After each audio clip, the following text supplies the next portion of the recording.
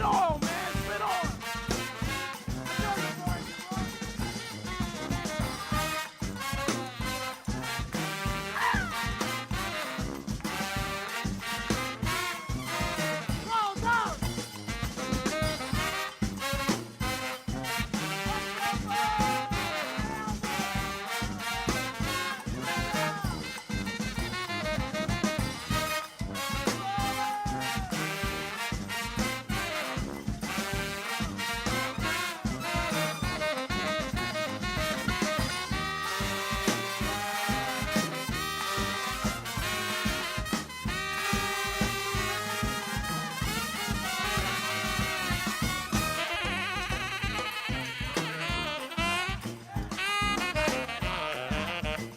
I feel nothing.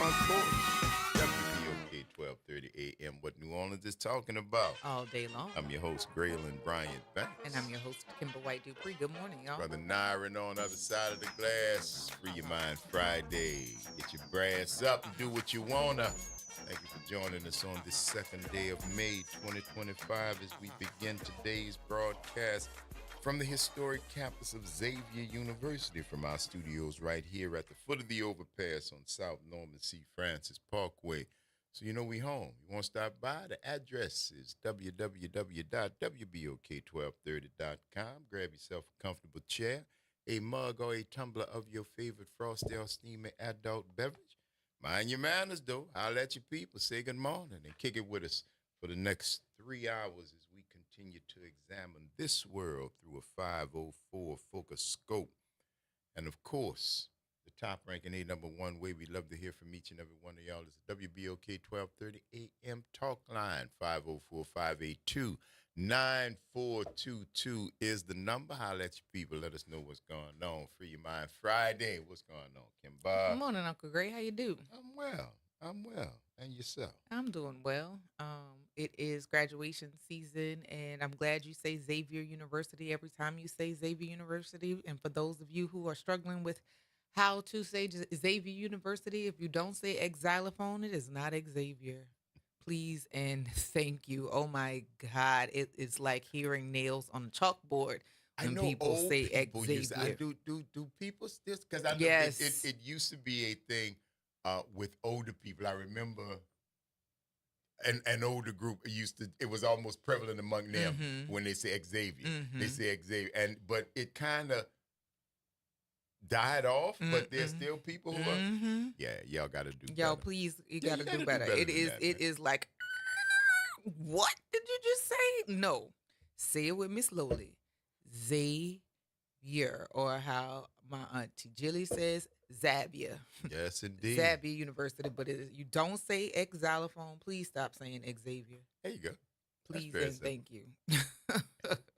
Hey, you just listen to the way we said. I think we said right. Yeah, no, and it's people that are not from here, and also because I think I've heard some radio shows, some national radio shows say things like Xavier, and it's like, Really? Oh, I'd no, have called then. no, that's wrong. Yeah, I'd have called then. Rolled But to in hear, something. people uh, or children repeating what adults around them are saying, it's like, no, no, no, no, no. Oh yeah, It's gentle correction. Xavier, not Xavier. But yeah, it is officially full on weekend. It's Friday and it's prom season. I don't know if you've gotten to see any of the pictures of the prom I didn't get any reveals invitation. and any of Fresh. those things. Yeah, I'm sure you are as much as I am. But all of the prom reveals. I was talking to They do prom reveals. yes, Like they they do baby prom reveals, gender proposals reveals. as well. Hey, y'all doing too much. Agreed. Y'all doing too much. Agreed, which y'all is doing too much. which is Because you why don't slow dance no more. well, You understand? If you all still that slow dance, all that time to you get wouldn't dressed have up to yeah, you to wouldn't stand have around and look at each other. Come on, baby. There got to be prom proposals and all. Come on, man. If y'all slow dance, you'll know you ask somebody to prom. You go to the prom. You have a good time. Come Well, on, kids. I was talking to a few administrators yesterday, and they were talking about the prom, and I was like, prom for what high school? And it was like eighth grade prom. I was like, this makes me annoyed by calling it an eighth grade prom because it's not a graduation, it's a promotion. You don't graduate from eighth grade, you graduate from kindergarten, but that's it. Your next graduation is high school. So that whole idea and the investment of these kids peaking too soon, right? I don't know if you've seen that they go all out for proms, like almost I feel like the cost of weddings, with the dresses, $1,000 dresses, and the cars that they either rent or yeah, they're renting Rolls Royces and stuff for prom and limousines for middle school dances. It's just it's an obsession with spending money, of course, because we are the largest group of consumers, but all of this show, and then for what? Because my next question is, okay, this was a lovely celebration. What's next for them? Because if you do all of this early, what's the aspire to? It's frivolous to me. And this is like eighth grade prom. Eighth grade prom, limousines to prom, Well, $500, that's $600 parents. I can't. dresses. Well, I mean, that's I who can't I'm blame the speaking kids. of. I'm Yeah, not I talking can't. about. I'm not talking about the kids because the That's kids sad, aren't though, purchasing man. these things. Because the prom, that's when I hear prom, I hear expense. Yeah, yeah. Anytime and once enough. See, but dances you didn't hear expense. If you had a dance you didn't hear expense, you might go get your new pair of Converse or some straight leg leads or something if you could, or you could just iron the ones you had. Right. But when you hear prom, you hear corsage, tuxedo, limo, rental car, Dinner. But I don't even all hear this about kind the of stuff. dinner piece of it because I remember don't- I went to the prom every year. while I was in high school, and dinner was always a thing. Um, I went to Dookie's one year. I think that was class of '92. We went to, well, it wasn't Top of the Mart. We went to I think a Houston's one year. Like it was dinner. You get there, and we were excited to drive.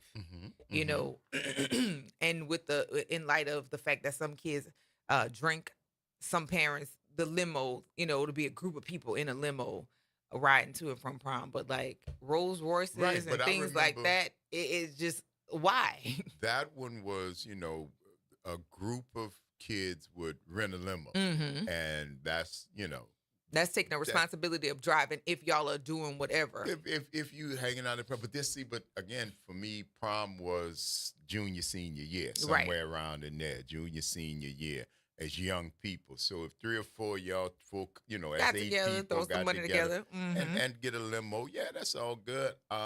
But again, see, we but weren't in doing that in 8th grade. In 8th grade, we were still going to dances. We still going to Lord's, St. Mary's. We was going to prep. We was going to have dances at McMain. At the 35 Explosion. Yes. See, we had stuff that might have cost you a little something. But it wasn't a prom level investment where you had to do that. So I at best, you got an outfit, you got your hair done. At best, right? Because it was a dance. It was a dance. And even when you had formals, because typically you would have a winter formal, you would have homecoming that was semi-formal, you would have prom for juniors and seniors. And at 35, you only had a senior prom. There was no senior prom.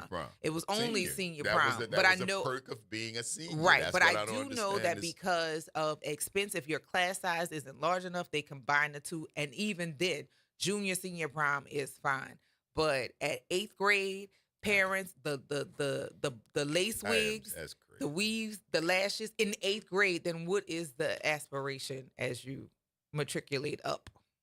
It's the Front Porch, y'all. WBOK 1230 AM. What New Orleans is talking about. All day long. I'm going to wear y'all. It's Free Your Mind Friday, so get your brass up. We see you on the other side of the break.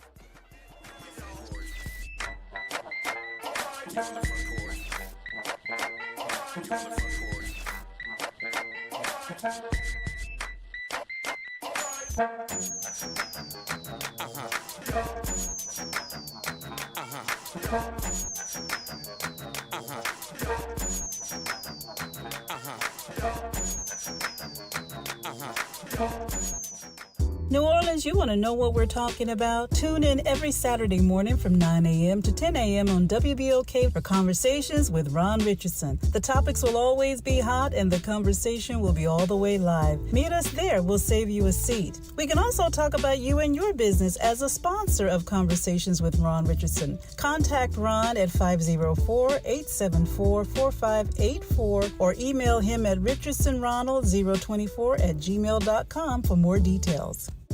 Tune in to The Monitor's Mic, where we talk about oversight, policing, and you.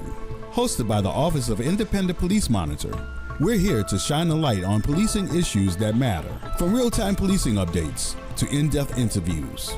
Every Friday at noon on WBOK. The legendary Broadway show is back. The Wiz. The Chicago Tribune raves. It's an eye-popping, high-intensity revival and a cause for celebration. The music, the voices, the legend returns. Entertainment Weekly says, run, don't ease on down to this spectacular revival. The Wiz. Playing the Sanger Theater May 13th through 18th. Tickets at BroadwayInNewOrleans.com. Visit DePaul's new Algiers Health Center at 2801 General de Gaulle Drive to receive primary and preventive care for both adults and children. Services also include behavioral health, imaging, and on-site pharmacy, vision, Medicaid enrollment assistance, and more. For appointments, visit DePaulCommunityHealthCenters.org or call 504-207-3060. Making a difference in the community. WBOK 1230 AM. You're on the Front Porch with WBOK 1230 AM.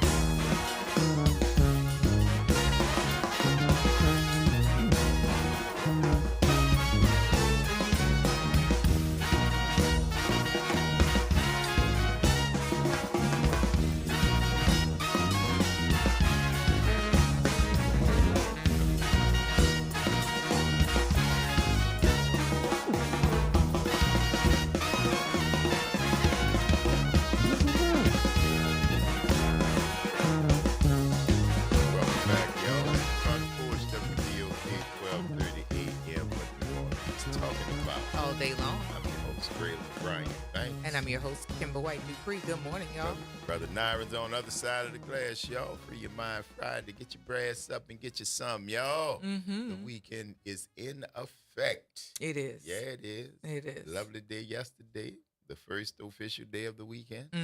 I went strolled. You meandered. I meandered 7 miles, 15,000 steps. Okay. Insane. Something's wrong with me. No. Yeah. And because you don't notice it. I'm walking, I'm just it's just back and forth. But I caught Yellow Jackets, Santana, Mars Day in the Time. And I ate a little something, laughed with some people. Okay. Had me some fruit. So it was good, man. That's wonderful. Beautiful Thursday afternoon. Did you bring food back for somebody? I didn't know nobody. Nobody made the request? No request, no nothing. I literally came back with an unopened bottle of Smart Water and the remains of a blood orange Paloma that they were serving in the Mexican pavilion because Mexico is the cultural exchange country for this year. Yes. And they were doing blood orange Palomas. Ran into Ashley Hill Hamilton out there. You ran that together like that's all one word. These are like different people. Ran into her out there. And she said that we actually had a quick discussion. She said, "Did you go by the Mexican pavilion?" I said, "You talking about the Paloma?" She said, "I had to." And she was hanging out, man. The kids were being well taken care of. She was doing her thing, and then she posted a picture of me. She took me over to get a watermelon mint mocktail. Yes. Excellent. Yes. Excellent. Okay. Especially because we had a couple other things. And we were drinking water because we stopped to get the water. That's how I had the unopened bottle of Smart Water. Because when we were walking together, we stopped to get some water.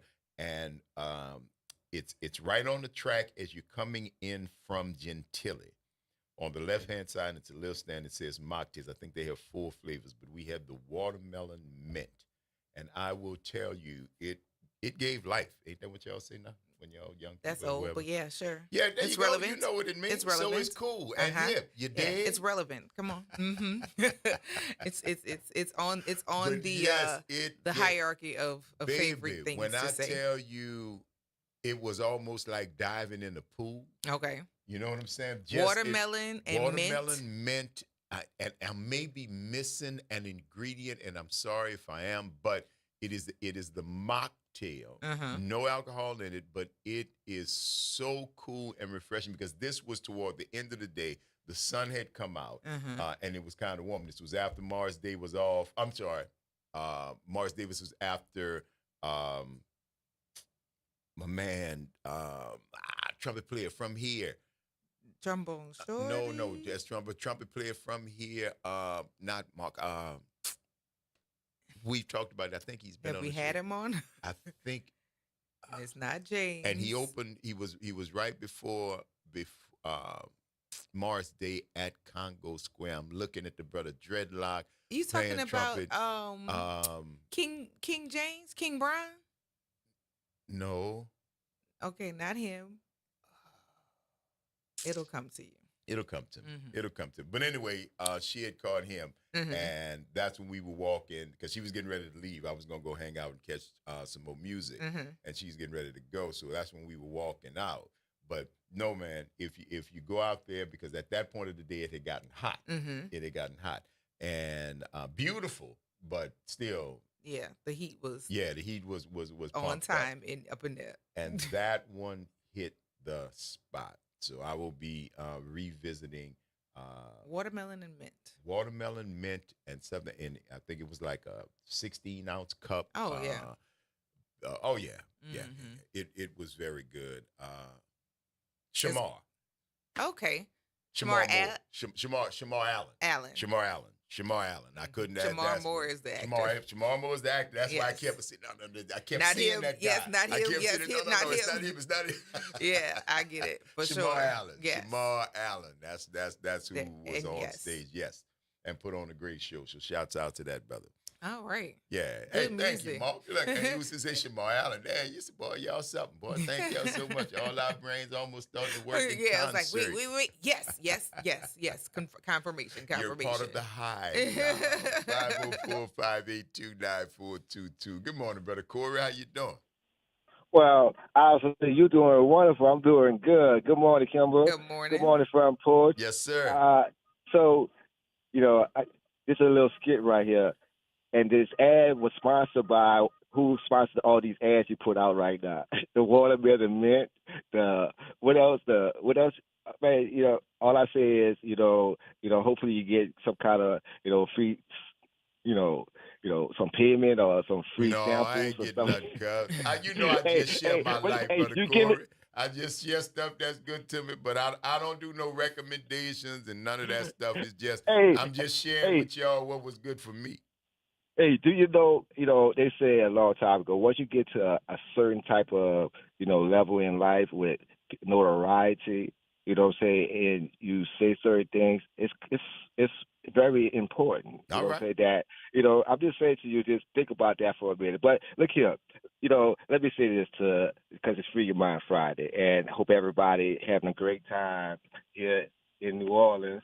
And all I say to the people is, though we had a great conversation, and what happened yesterday on your show was a good show. But this is what I envision for New Orleans and Louisiana. This is what I envision. I envision a place where anybody can come and enjoy themselves. And I say something to you about being a POW, prisoner of war. See, if I gotta go and get a license to go fish, to go even to put some food in my body, something got to be wrong with that. Do you know what I'm saying? So when I said that, yes, I feel like I'm a prisoner because I can't even go put my line in the water and get me a fish, not for having someone to come up and say, yo, is it over 15 inches?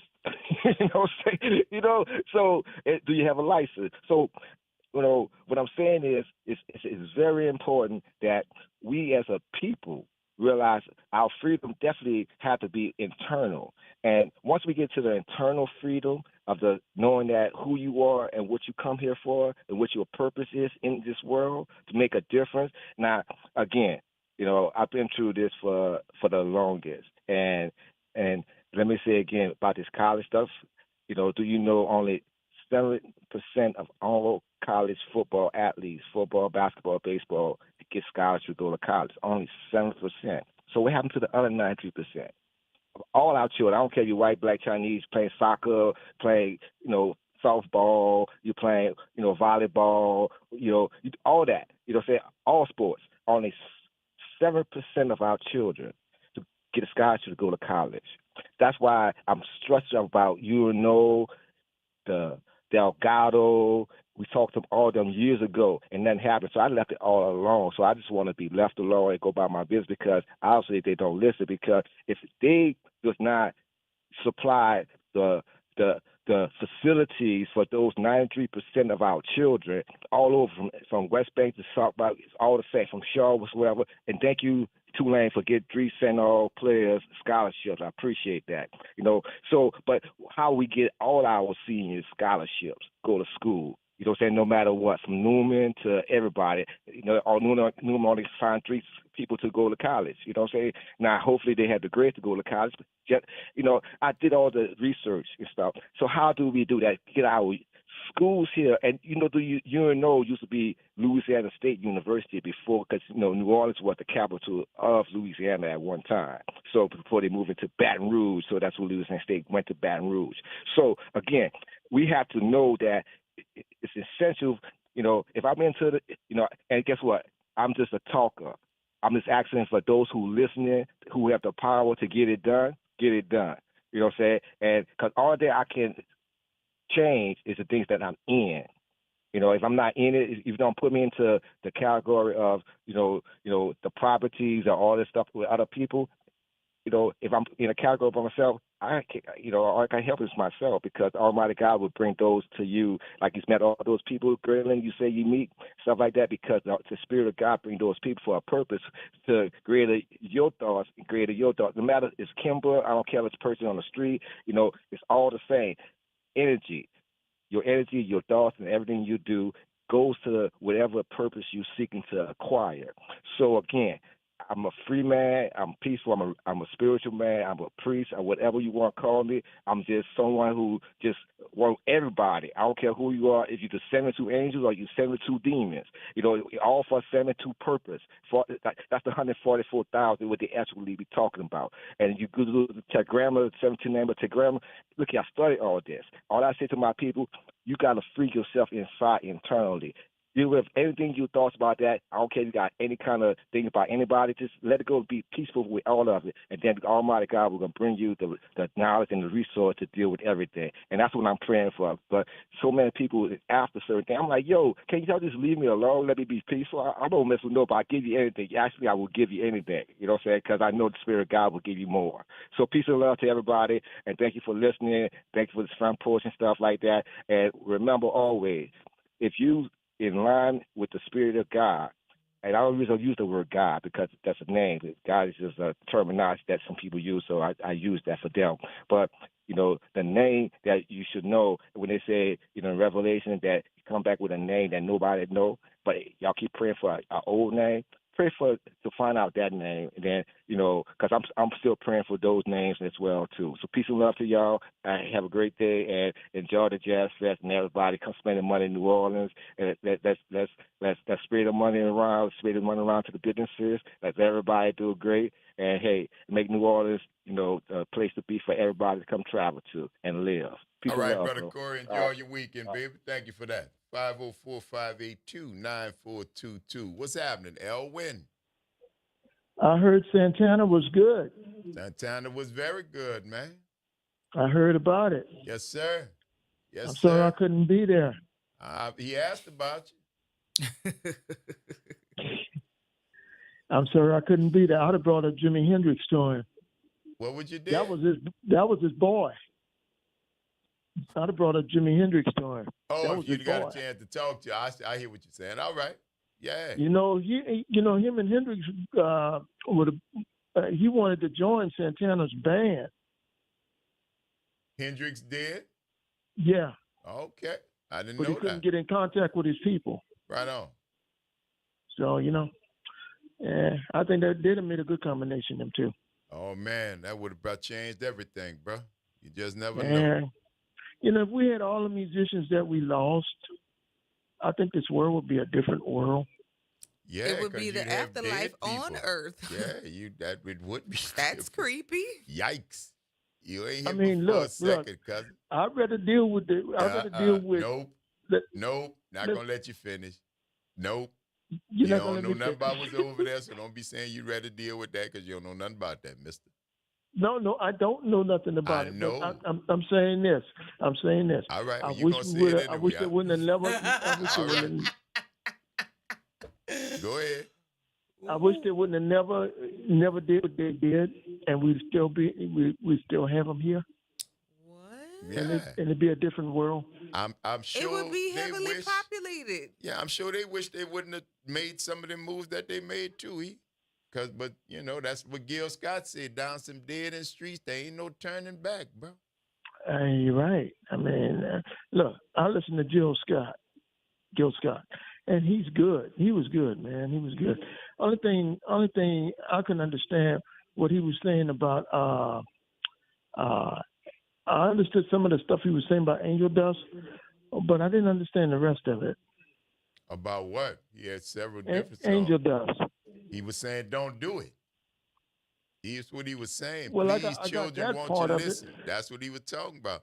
If you hitting dust, the scene in there where he was talking about they standing around the grave, where her little brother died, and she was the only one that knew that he was dusting because she gave him the dust. Oh, righty. Yeah. Oh. Yeah, man, that was a great angel dust. You remember that song? No. Really? No. Oh man, see if you could find Gil Scott Heron, Angel Dust. But it was a cautionary. It was not uplift. It was they was standing. It was a message. It was a message in it. Oh, it was a hell of a, and it was raw because it was needed because dust was prevalent and hurting. Look, it was like crack, but worse. I remember the effects of angel Dust. There was speak of it or representation of it in Friday. Remember when Smokey was in the chicken coop? Yeah, that was angel dust that he had. He thought it was weed. No, I mean that's what was happening. That's what Gil Scott. But I haven't heard anybody dealing with angel dust. In a long no, time. They moved on, baby. They got meth and oxy, and they don't need no dust no more. They got MDMA, ecstasy. No. See, dust was formaldehyde. Dead people. That's what that water. When you used to hear people talk about that water, well, you might have not, but that was at one time when people talked about that water. And formaldehyde was big with the clickums. That was clickums. Yeah, that dust, was clickums all, then. Yeah, see, that was clickums then. Era. With the formaldehyde. Clickums, dust, Sherman. See, I asked too many questions. Things that sound like when we talk about alcohol, different alcohol. If it sounds like, that doesn't sound like good choices, then you never had to worry about me with that. You heard Tupac make a reference. I forgot the song, but he would say, "Cause you're gonna be like you on a Sherm high." He's got a lyric in one of his songs where he talking about being on the Sherman. That was Sherman. That was because Sherman was actually a brand of cigarettes. You remember Moore? Yes. Remember the brown cigarettes? Mm-hmm. Shermans were the same type of cigarettes from the West Coast. Okay. And what they used to do with Sherm, just like they used to do with Moores, is dip them in the water. That's what they get them wet dead. That's what the wet ones.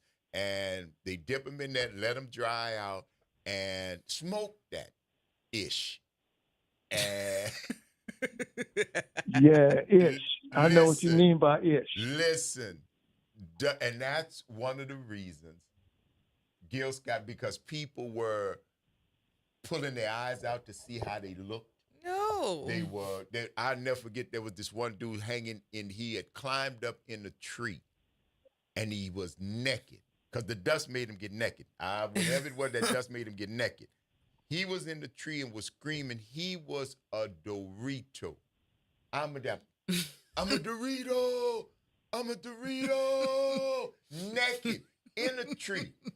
If you think I'm kidding, it sounds funny, but I'm not. I'm not kidding. There was a young lady that worked at the hotel, smoked some dust on her way to work. She worked in housekeeping. She went upstairs. She had taken off all her clothes and was pushing her cart up and down the hall. Just up and down the hall, naked as the day she was born. No. I can laugh now, but I am telling you that dust was wicked.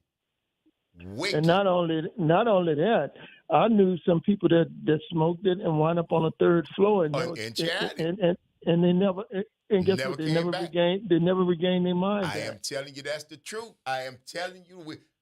I ain't gonna call no name, but there was dude we used to say he lost his head in the dime bag of angel dust, and this was in the 70s. Black ain't back yet. It's 2025. He's still alive, and he ain't back yet. And this was in the 70s. So when Gil Scott was singing about down some dead end streets, there ain't no turning back.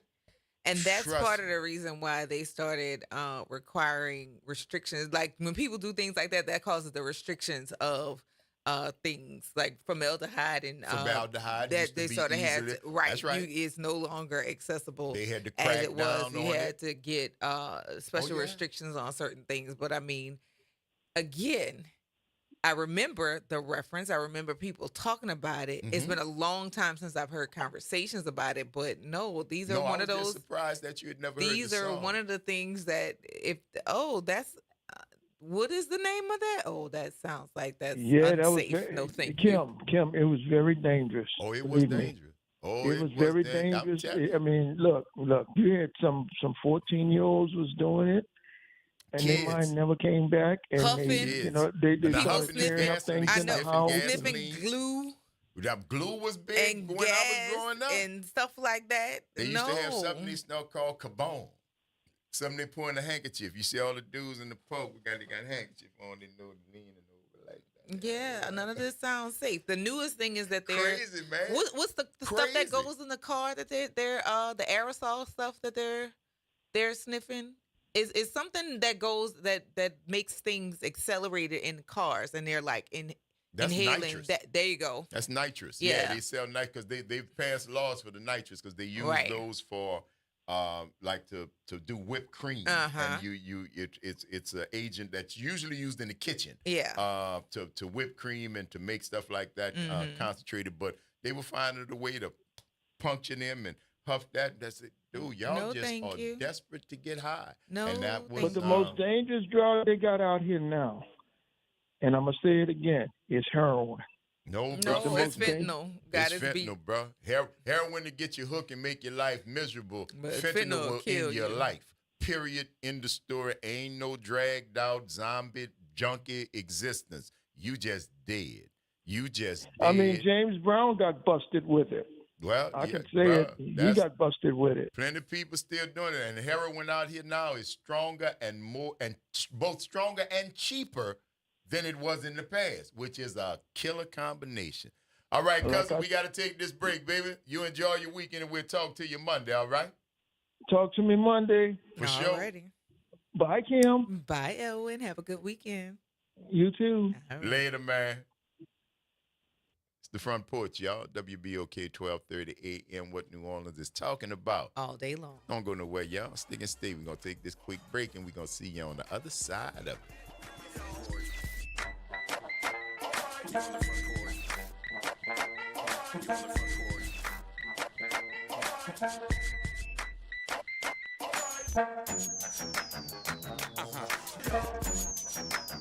This is your news update for WBOK from WDSU. For all your news and weather, watch WDSU News, New Orleans' leader in live, local, late-breaking news. Today at noon and 4 p.m. Hi, I'm Leo Jackson, host of Sunday Gospel here every Sunday morning, 5 a.m. to 7 p.m. and 12 o'clock till 2 p.m. You don't want to miss this move of God. It happens only on WBOK. You listen to all day long. How we help each other shows what kind of world we want to live in, and the smallest actions together speak the loudest. So, what kind of world do you want to live in? Give NOLA Day is May 6th. Early giving starts April 29th. Visit givenola.org. Hey, New Orleans, look for important changes to your natural gas service. This summer, Delta Utilities takes over for Entergy Gas with a Louisiana-born, Louisiana-based approach to safe, clean, reliable natural gas. No interruptions or rate changes due to the transition, just dependable service and modernized technology to keep you running smoothly. Get to know us at deltautilities.com and stay tuned for more later this summer. Delta Utilities, focused on natural gas, committed to New Orleans.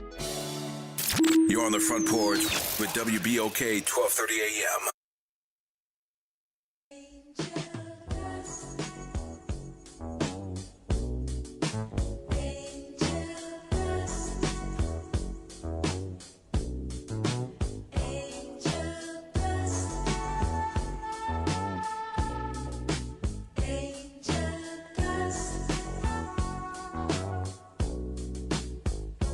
He was grooving, and that was when he could have sworn the room was moving. But that was only in his mind. He was sailing. He never really seemed to notice vision failing. 'Cause that was all part of the high. The sweat was pouring. He couldn't take it. The room was exploding. He might not make it. Please, children, would you listen? Just ain't where it's at.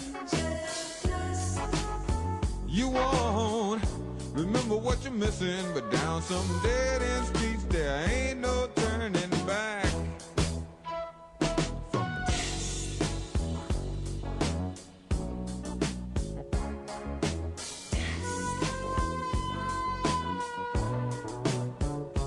They were standing, everybody in a circle, the whole family, listening to the preacher's words. Sis was crying. She alone held a secret about his dying. tears falling to earth and maybe her fault. He was so trusting, God only knew why. They were destined. He's gonna be the death of you children. It just ain't where it's at. You won't remember what you're missing, but down some dead end streets there ain't no turning back to back to back to back from. Believe me, sister, don't mean nobody no good.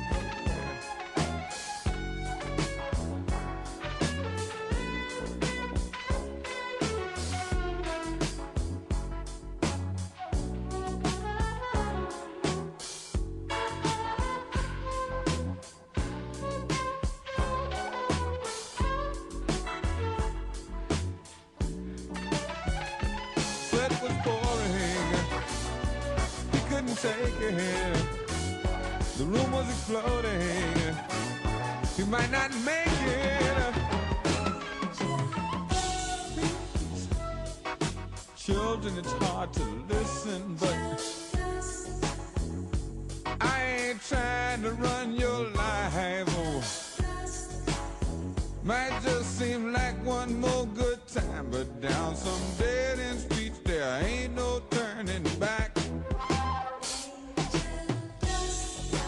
These children know it's hard to listen, but I ain't trying to run your life, believe me.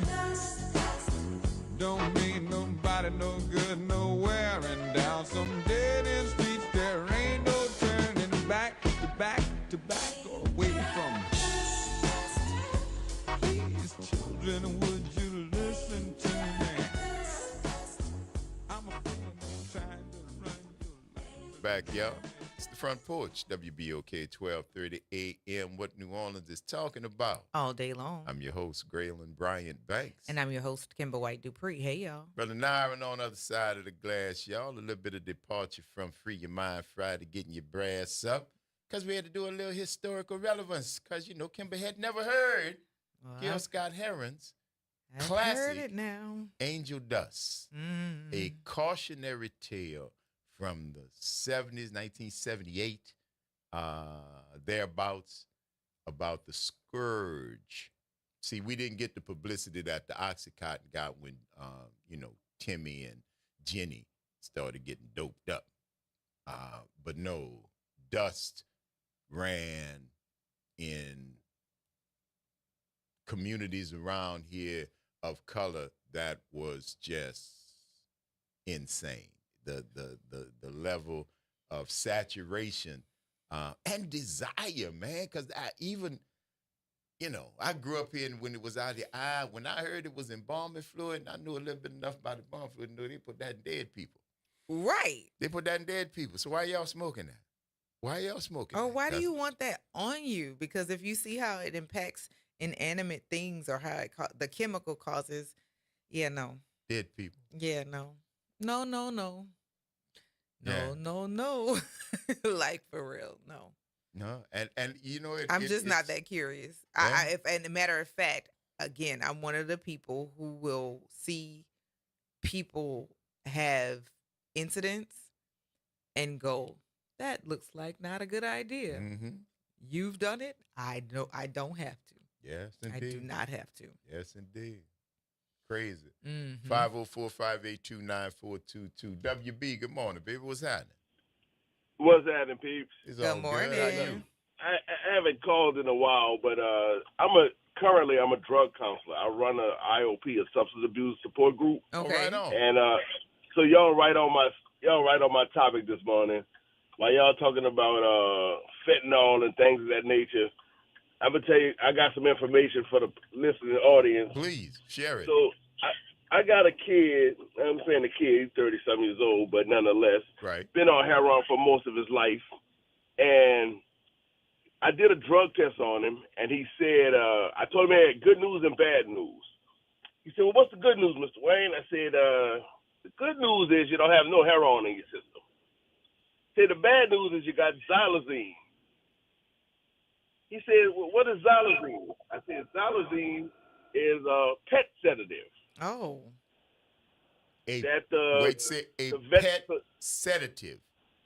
Yeah, so it's similar to the ketamine. So a couple of years back, it was a rash of breaking into the veterinary clinics. Yes. And they were stealing ketamine. They was going for the ketamine. Okay. So xylazine is the offspring of that. So now, the thing about the xylazine is that it's not an opioid.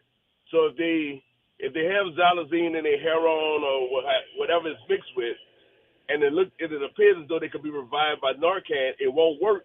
It won't because work. The xylazine is not an opioid. Right. See, the Narcan is an opioid reverser, but it don't have no effect on the pet tranquilizer.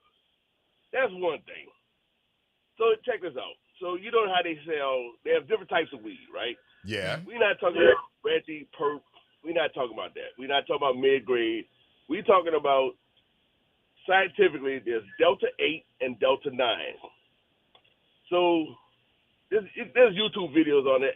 You know, the audience could fact check this stuff.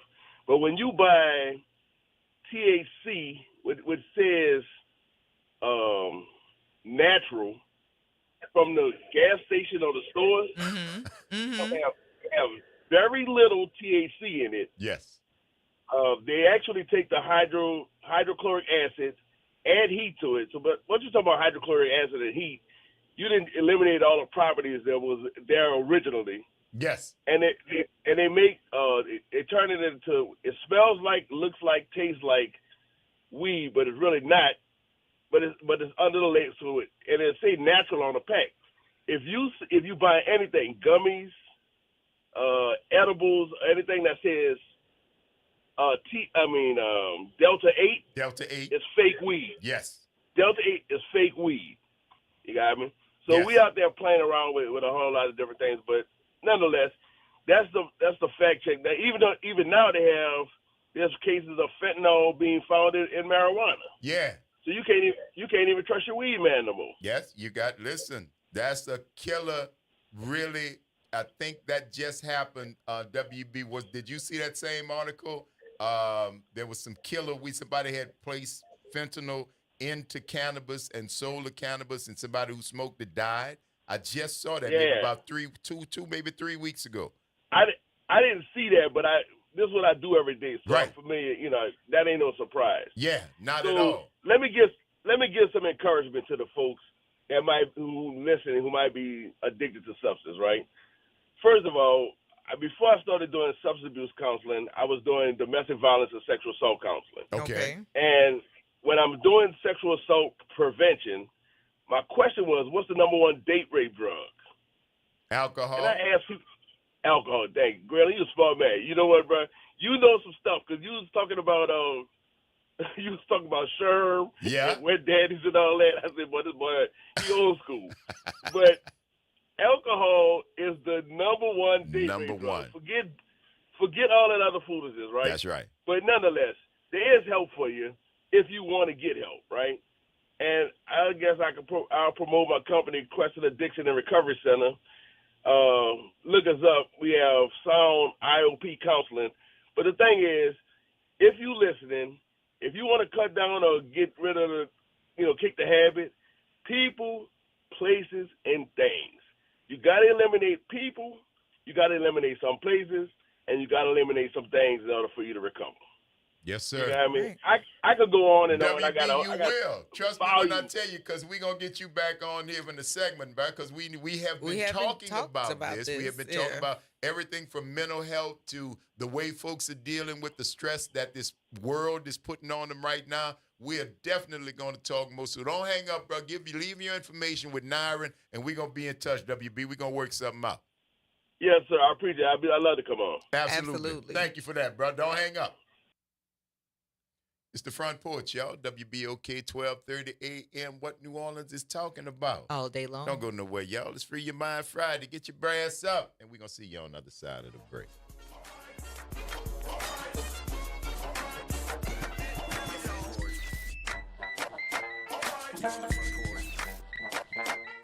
From the campus of Xavier University, WBOK Go and Equity Media Station. This news report is brought to you by New Schools for New Orleans. I'm Bree Wood with BIN News Now. Protesters are in Chicago taking to the streets for May Day. U.S. Representative Jesus Chuy Garcia joined demonstrators as they took part in a march and rally yesterday in the city. We have rights, and they should be respected by everyone, including our own government. May Day is a holiday that commemorates the fight for workers' rights. Thousands of people called for stronger protections for workers, higher wages, and greater equality. Florida Governor Ron DeSantis is announcing over 1,100 arrests following a statewide immigration crackdown. Operation Tidal Wave was a partnership between ICE and state law enforcement agencies. The 6-day sweep was the largest of its kind in Florida. And May is Mental Health Awareness Month. In order to boost your mental health, experts recommend having a healthy work-life balance and finding a support system to avoid social isolation. Get BIN News Now on demand 24/7 on the iHeartRadio app. New Schools for New Orleans is committed to celebrating the hardworking teachers of New Orleans. Thank you to all the educators who came out to the 4th annual NOLA Teacher Fest at Champion Square. We had over 2,000 attendees. Special thank you to our sponsors, Allstate Sugar Bowl, Entergy New Orleans, Raising Cane's, Align Ed New Orleans, Agenda for Children, and Oshner Children's for their commitment and support. Teachers and school leaders, enjoy the summer break. You're on the Front Porch with WBOK 1230 AM. Excuse me, caller. You got a collect call from the Orleans Parish Prison. Be advised, any attempt to make three-way calling, call waiting, call transfer will have your call disconnected. Caller at the tone, say your name. Will you accept this collect call? Oh, call me Joe Campbell. Get the hump out you. Oh, I'm Joe Campbell. I get the hump out you. Oh, call me Joe Campbell. Get the hump out you. Oh, call me Joe Campbell. I don't want no clue, no lucky strike. Smoking no GPC, Optimal, black and mild, smoke no switch or sweet, smoke no Camel. Get the hum out your back. Smoke no Camel. Get the hum out your back. Oh, smoke them Camel. Get the hum out your back. Smoke those Camel. Smoke no Q, no lucky strike, smoke no GPC. Black and mild, take us with a sweet, smoke those Camel. Put your new burner on. Put your new burner on. Welcome back, y'all. Put your new burner on. WBOK 1230 AM. What New Orleans is talking about all day long. I'm your host, Graylin Bryant Banks. And I'm your host, Kimber White Dupree. Hey, y'all. Brother Nyron's on the other side of the glass, y'all. It's Free Your Mind Friday. Thank you for sticking with us on into this second hour of our broadcast, continuing from the idyllic campus of Xavier University from our studios right here at the foot of the overpass on South Norman C. Francis Parkway. www.wbok1230.com is the address, or hit us up on the talk line, 504-582-9422. Free Your Mind Friday, get your brass up.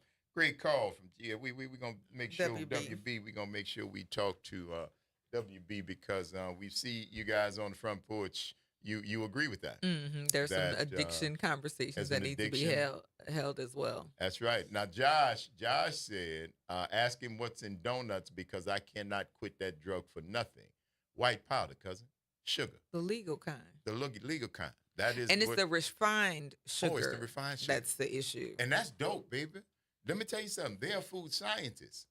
They're food scientists who make sure that they are playing with those molecules that you have to, like they did with nicotine. You find it very difficult to live without sugar and salt. Two white powders that'll kill you quicker than all the rest of them put together. Sugar and salt. Yeah. Diabetes and high blood. Yeah, I don't know. Like the older I get, I have a taste for sugar. So every now and then I want to have something that's sweet. But I mean, as a kid, my goodness, my candy consumption could And have it's everywhere. funded. Yeah, I could have funded a whole lot of things. But my kids don't eat a whole lot of candy. Um, but yeah, no, It's everywhere though, man. They got drinks. sugar in The everything. drinks are more of the issue. That's the issue. High fructose corn syrup is sugar. All them cute names, you see fructose, that's sugar. Liquid sugar, different sugar, but it's all sugar. And that's what keeps you hooked. And things that are carbonated also increase your desire for salty things. That's right. You'll eat more chips and pretzels and popcorn and things like that. Food science. Unless you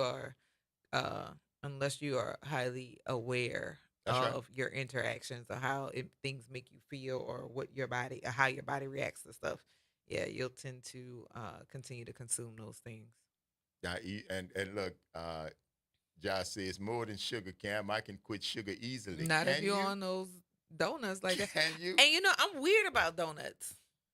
I like the smell of donuts, but like I might see a donut maybe twice a year and be like, "Oh yeah, I tried a donut," and it never is like, that was a great donut. I don't like donuts like that. I love a good donut, and I will turn down a bad one. Because they are bad donuts. There are some people who will argue that point with me, who say there's no such thing as a bad donut. I say, yes, there is. I'm not a big fan. Yes, indeed. I'm not a big fan of yeast donuts. Okay. I'm not a big fan, and I know some people love them. I'm not a big fan of yeast donuts. They're too chewy. Not enough air. I don't know. But no, I'm not a big fan. Yesterday, man. Yesterday? Yes, ma'am. Just got a picture from one of my faves, the Michelle Woodford. That's right.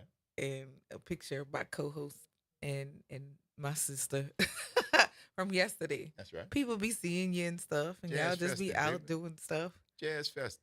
I'm telling you what we be doing. It's about time We for her to outside. come slide through this thing too. We outside. Yeah, Jack. You yeah. know? Now, Jack Wilmer absolutely right. Alcohol has a lot of sugar. Mm-hmm. That's why It's the I lose it's weight the doing- conversion of the sugar, because even if you just drink the alcohol by itself, it converts It's gonna convert to into sugar. Yeah, that's right. really what the issue is, because That's right. oftentimes if it has alcohol in it, I rarely do mixing. You know, I'm just That's gonna why I lose drink weight doing that. because you're not drinking the alcohol. Because I'm not drinking alcohol. It's very simple. It has calories. It has calories. Whatever you drink in it, it's got calories. And it'll, like you say, the conversion turns it into sugar, carbs turn it into shit. Listen, you're gonna have a struggle, because that's another word for life. Yeah. But you can make your struggle easy, because I think the adage, all things in moderation, works. You don't have to punish yourself because you've probably done too much. See, because you were not in moderation. Yeah. And now you're punishing yourself because you were weird. And again, out of moderation. All things in moderation. Too much. Too much of the You're doing stuff. too much. I'm not a fan of pork chop. White liquor doesn't have the sugar, have all the sugar. No, alcohol converts to sugar. Inside you. Your Inside body in the digestion and the pancreas shifting thing. No, it becomes sugar. Yeah. Carbohydrates as well. And you need those things. Josh said, you don't like beignets. Blasphemy. Well, I Blasphemy. Let you try a glazed beignet. I bet you. Let's talk about it. Blasphemy. Have you tried the glazed beignets? I have. I'm a fan. I like, okay, so this is the thing. If it's not been fried long enough, like I don't want to get to the middle and it's doughy. That is gross, right? no. I throw it away. No. But I That's have never had good. the glazed beignets. I've also had the stuffed beignets as well. Not a fan of those. I've had that twice, and because I give it a shot. It first time I didn't depends like on it. what it's stuffed with. I've had chocolate and lemon. It and was depends on not- what it's stuffed with. That makes a difference. That makes a difference for I sure. haven't tried strawberry. I tried chocolate and I tried lemon. You had and two of my the favorites. praline stuffed. I did not have the praline because Yeah, that just we seemed- had them on the show. the praline. Yes. We did have that. Yeah. That's probably why, because I remember that being very sweet. Yes, it and was. that's why I probably. It was very sweet. Yeah, that was extremely sweet. Yeah, that's why I'm thinking about that. Yeah. But no, I mean I like beignets. If it's not fried enough, you rushed it, I'm not gonna eat it. Oh no, you just got to order your beignets well done. Yeah. You got to just tell them. That shouldn't be a thing though. Oh, it should. That because shouldn't be. If they're selling a whole bunch of beignets, pay attention to these. That's the only thing I'm asking. I'm not gonna tell you how to fry the ones before I got here, and I ain't got nothing to do with the ones that get fried after I leave. But these right here, fix them well done. As long as it's My not, mama said as that. long as it's not doughy, I'm good. And that might be the thing about donuts. Now, when I was younger, Mackenzie's donuts, especially those buttermilk drops. Ooh. Oh yeah. Ooh. But that was more of a cake. That's what they see. That was more of a cake, and that was delicious. Cup of coffee, cup of hot chocolate. That's what a drop, buttermilk drop goes with for me. It's good for dunking. Put And it then on the spoon and drop it in the cup of coffee. Yeah, it's good for dunking. my mom would eat the cake donuts because she was a diabetic. And My as a mom still love kid, cakes donuts. as a kid, I was like, I don't want no cake donuts. What a sugar. What a glaze. As an adult, that would be the one I would lean toward. Less sweet. Yeah. Less sweet, but still satisfied. Yeah, my mom knows that. She has been a cake donut person for a bunch of years. Mark said once you stuff it, it's no longer a beignet, it's a crab meat sandwich. I don't know, man. If you come out here, you say you're going to the First Lady, you better go over there by Loretta's and get you one of them crab meat beignets and then make your decision. I know, because we had the crab meat, the stuffed crab meat beignet. Yeah. And yes, we did. Listen. Yes, sir. Listen. A sandwich, it was not. It was not. A sandwich, it was not. It was and a Cam, party in I your am mouth. right along with you with Mackenzie's. Everything was good. Yeah. Oh my God. Catching the bus to and from school. Mackenzie's was everywhere. Mackenzie's was on was where Paps was. It was on the property where Paps was in Gentilly. Then you had the Mackenzie's that was on St. Bernard. Is that Galvez? St. Bernard and Galvez that was on the corner. Then you had a Mackenzie's in Gentilly by Dillard, where they still sell the chicken. And I'm sure that I'm missing several of the different Mackenzie spots. There was the Mackenzie's building is Creole Creamery now. Okay, On yeah, on Britannia. That's where the one that I grew up in there, man. I knew them ladies. Oh man, you go in there in the morning with about 65 cents.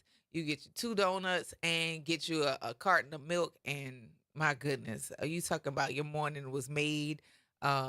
And you just happy, skipping to school. You know, you are full of sugar. Of course, full you of sugar, full of sugar, and just happy, just happy and moving. Oh yeah, moving on, and then Mackenzie's that blackout and the cake, chocolate twist. You see, and I'm a chocolate glazed donut person because I used to love them from Mackenzie's, but I'm spoiled now because nothing comes close to it. It does, and they're you don't have the chocolate. Mackenzie's, for whatever reason, found a way to keep the chocolate taste in the chocolate donut. Even though it was a glazed donut, it still tasted chocolate. They now, had cocoa. The cocoa brown. You could taste it. You could taste it was chocolate. Now they're just brown. They're just brown. And I've gotten from several places, and they'll say, "Oh no, we got the chocolate covered." No, it don't taste like it. No, it's not delicious. Donut, not the fudge that you put on top. The donut itself. It can be done. They had the cocoa that was in it. That's what you were tasting, and because well, some people ain't putting no cocoa in there. No, they're not. They're just making it brown and assuming that it's chocolate. And putting their sugar That's on hence top. the conversation about the cake. If you have a yellow cake with chocolate icing, is that chocolate cake or is that iced yellow cake? Oh, that's a yellow cake. Come on, people. Come on. That cake. That is it's not icing. Yes. If you're describing the cake, you describe the cake. Right. White cake with chocolate icing. White cake with strawberry icing. Yes. It's not Yellow strawberry cake. It's not strawberry cake. Mm-hmm. It's white cake, yellow cake, chocolate cake, German chocolate cake. Any of these things, man. But no, come on. That shouldn't be a discussion. that was a discussion. We had a discussion about that. Is it chocolate cake? Cake. If what, it's is it chocolate covered cake? yellow What chocolate cake? Is the cake chocolate cake that you just called chocolate cake? Is that the question that you Was asked? that Eddie? I think that was here when we that the had that question? conversation, Aaron. I don't remember, but like it was like it's chocolate cake. I was like, no, It's chocolate cake. So the cake it's that you not just chocolate called cake. chocolate cake, you're asking, is that chocolate cake? I just want to make sure I'm clear on the question. You know, I like clarity. Yes. You're asking That's me. the question is it chocolate cake? Is chocolate cake if it's got white icing? Why would it be chocolate cake if it has white icing? If the cake chocolate? I'm on the cake side.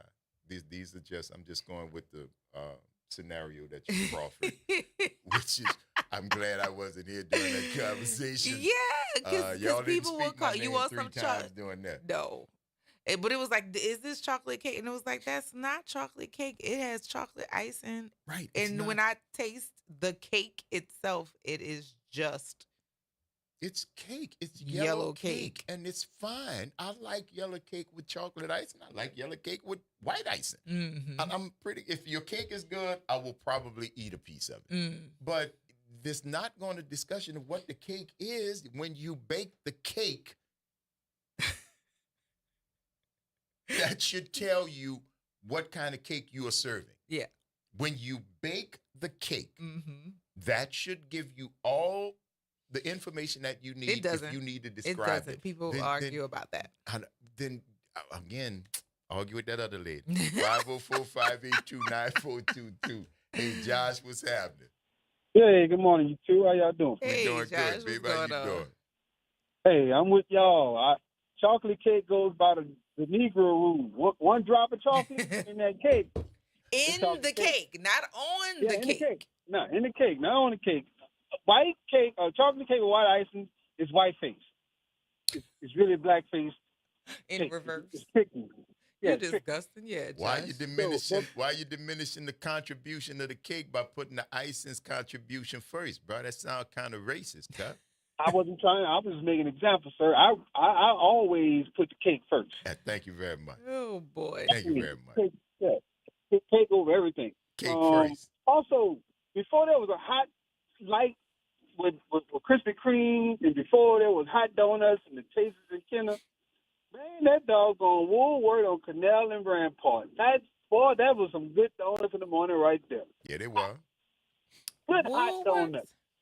I don't know if I've had donuts from Woolworths, but I've definitely had probably didn't lunch have to at go the that way Woolworths when you counter. Yeah, I've had donuts with my grandmother.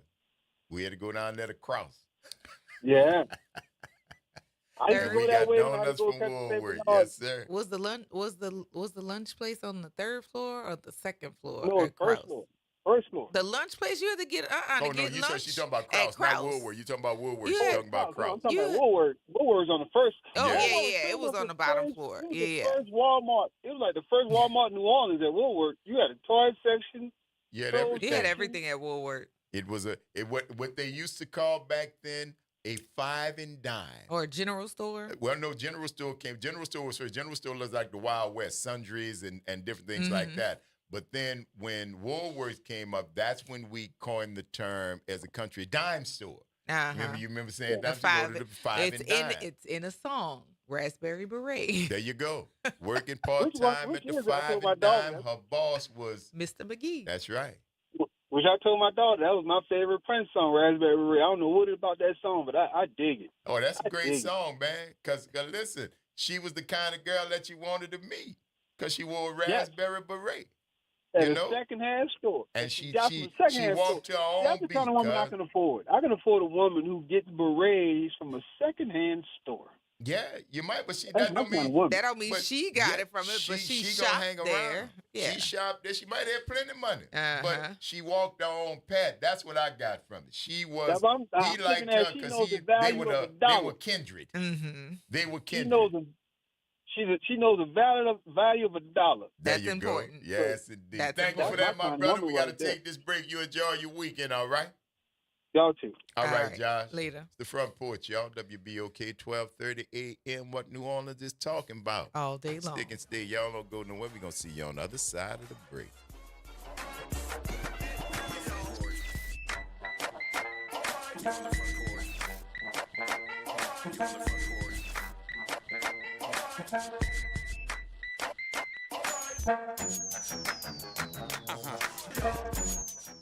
Real issues, real talk, real solutions. Miss an episode of The Reality Check? You can catch every episode anytime. Search WBOK Media on your favorite podcast app to tap the bold commentary, real-time reactions, and powerful perspectives from the people and leaders shaping our city. Download, share, and rate it 5 stars because the real ones always stay informed.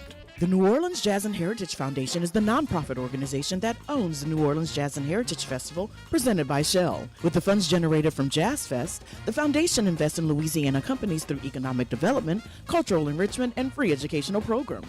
To learn more about what the New Orleans Jazz and Heritage Foundation does, please visit www.jazzandheritage.org. Do you know what United Way can do for you and your community? Find out by listening to United Way and You every Thursday at noon on WBOK 1230.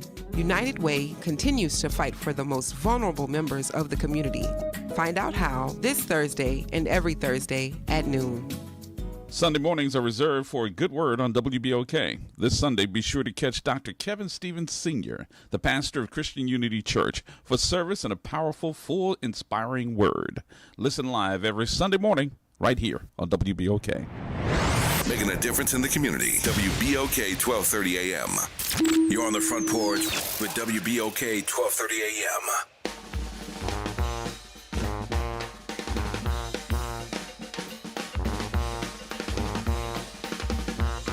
TBC, y'all. On board. I came to party. And your girl's looking at me. She's a haggler. No, I'm not tagging her, but you don't want the boys to come over and start acting up. Like what you want to do. What you trying to do. What you want to do. What you trying to do. TBC, y'all. Come on.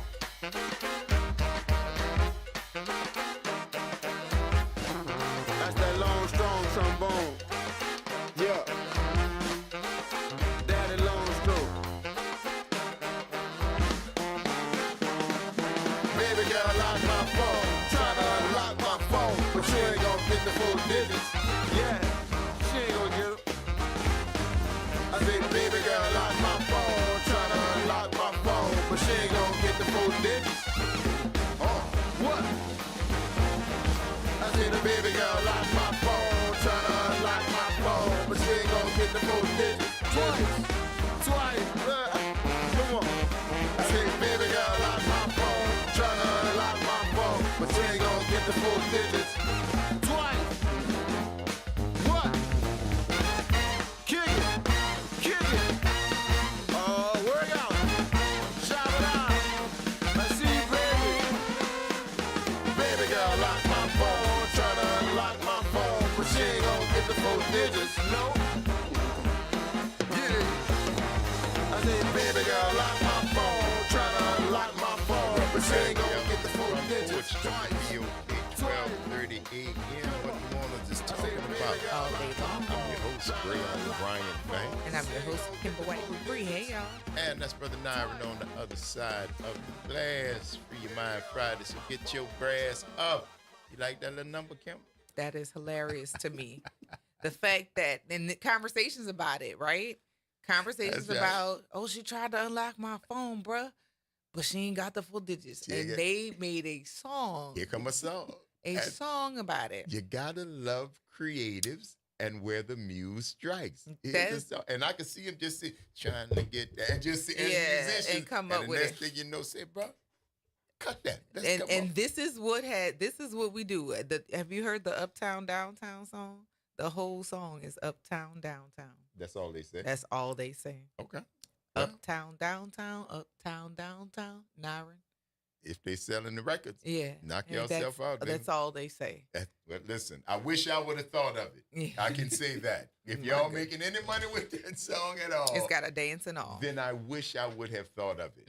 But see, I would have had a thought like that and be like, boy, that's dumb. Don't do that. Exactly. I talked myself out of my Exactly. millions. I talked myself out of my millions. Exactly. But we were talking about what we wouldn't do, but what we would do is always welcome great company right here on the front porch. As you know, yes, we are quick to have some folks stop by and talk to us and share with us what they're doing. And right now, we want to welcome Michelle Jackson, the founder and organizer of the Black Ink Book Festival and Short Film Premiere. Michelle, good morning and welcome to the front porch. Welcome. Good morning. Good morning. How you feeling? I'm feeling great. And you're here on the right day, actually. Yes. Because this has been Fridays are usually our book club day. Yeah, when we did it, we had a book club. Yeah. Great. So you're On the radio. here on the correct day. That's right. Welcome. And before we get into the book festival and the film premiere, tell us a bit about yourself. I am I've only been here in New Orleans about 8 years. Mhm. Moved here. My husband's Girl, you a retired rookie. military. I know, right? He retired here. But we're from Alabama. Okay. So he's What from part? the Mobile area. I'm from Okay. the Birmingham area. So this is close. Yeah, This is close. cousins, We moved man. here, What's though, that? from Pittsburgh. It was cold up there. So I was trying to get Ooh. closer to some sweet tea. I don't blame So I was you. ready to come back south. Ooh. But yeah, I own a company called PR Solutions, which is an award-winning strategic planning and corporate event planning company. Okay. And I write books, and I also teach at Tulane in their master's program, John Lewis Master's Public Administration program, and I teach youth for their youth entrepreneurship program. It's called right. Young Excellent. Entrepreneurs Academy. So Congressman John Lewis, is that who that it's name is? named after him. Yes, it that is. awesome. It is. Oh, excellent. Yes. Excellent. So yeah, my background is mall management for many years, and then I wrote policy for the state of Maryland. So I've been working as a public administrator before I became a full-time entrepreneur in 2013. Man, that's a nice story. Wow. We see that New Orleans knew that we needed you, and that's what drew you here. That's what drew you here, because that is all of those things would probably lead to the impetus of the Black Ink Book Festival. Yes. Tell us a little bit about the Black Ink Book Festival and how the genesis of it ties in with that story you just told. Well, I released my second book. My first book was released in 2010. Okay. A Christian fiction novel. In 2020, I decided to release a second book. February 14th, I wanted to release the book. A month later, we were stuck in because of COVID. Because of COVID. Yeah. So I started an online community called the Black Writers Workspace on Facebook. Just a private group. Thought it was maybe 10, 11 friends who've written books. We would talk about books and marketing. And now we have over 17,000 followers. Oh, wow. And so over the years, I was able to, because of my experience in entrepreneurship, to create a bunch of different spin-out initiatives, including the directtoauthor.com, which is an online platform that helps to support independent authors. Okay. And so Okay. we have 17,000 Black writers and readers that follow us. We have workshops, master classes, book fairs. We were doing them virtually during COVID. And then I said, as soon as we can get out this house, we're going to do a live book fair. And so decided to do it here. The first year was amazing. This is the third year. So Amen. we've had well over 50 authors. They come from all over the country, as far as New York and Washington State. Wow. And a lot of them are affiliated with the Black Writers Workspace, but many of them just follow me. I have a podcast, and like I said, we do all types of workshops and master classes and competitions. So I am really dedicated to helping our independent authors. I want to see their books soar. There's still so many disparities when it comes to the number of books that are being published by African Americans. And so this is important to me because we're putting out some amazing work. And sometimes people don't see it because we don't have the big marketing dollars behind us. Right. And as self-published and independent authors, we have to do it all ourselves. So these book fairs are really, really important to the community.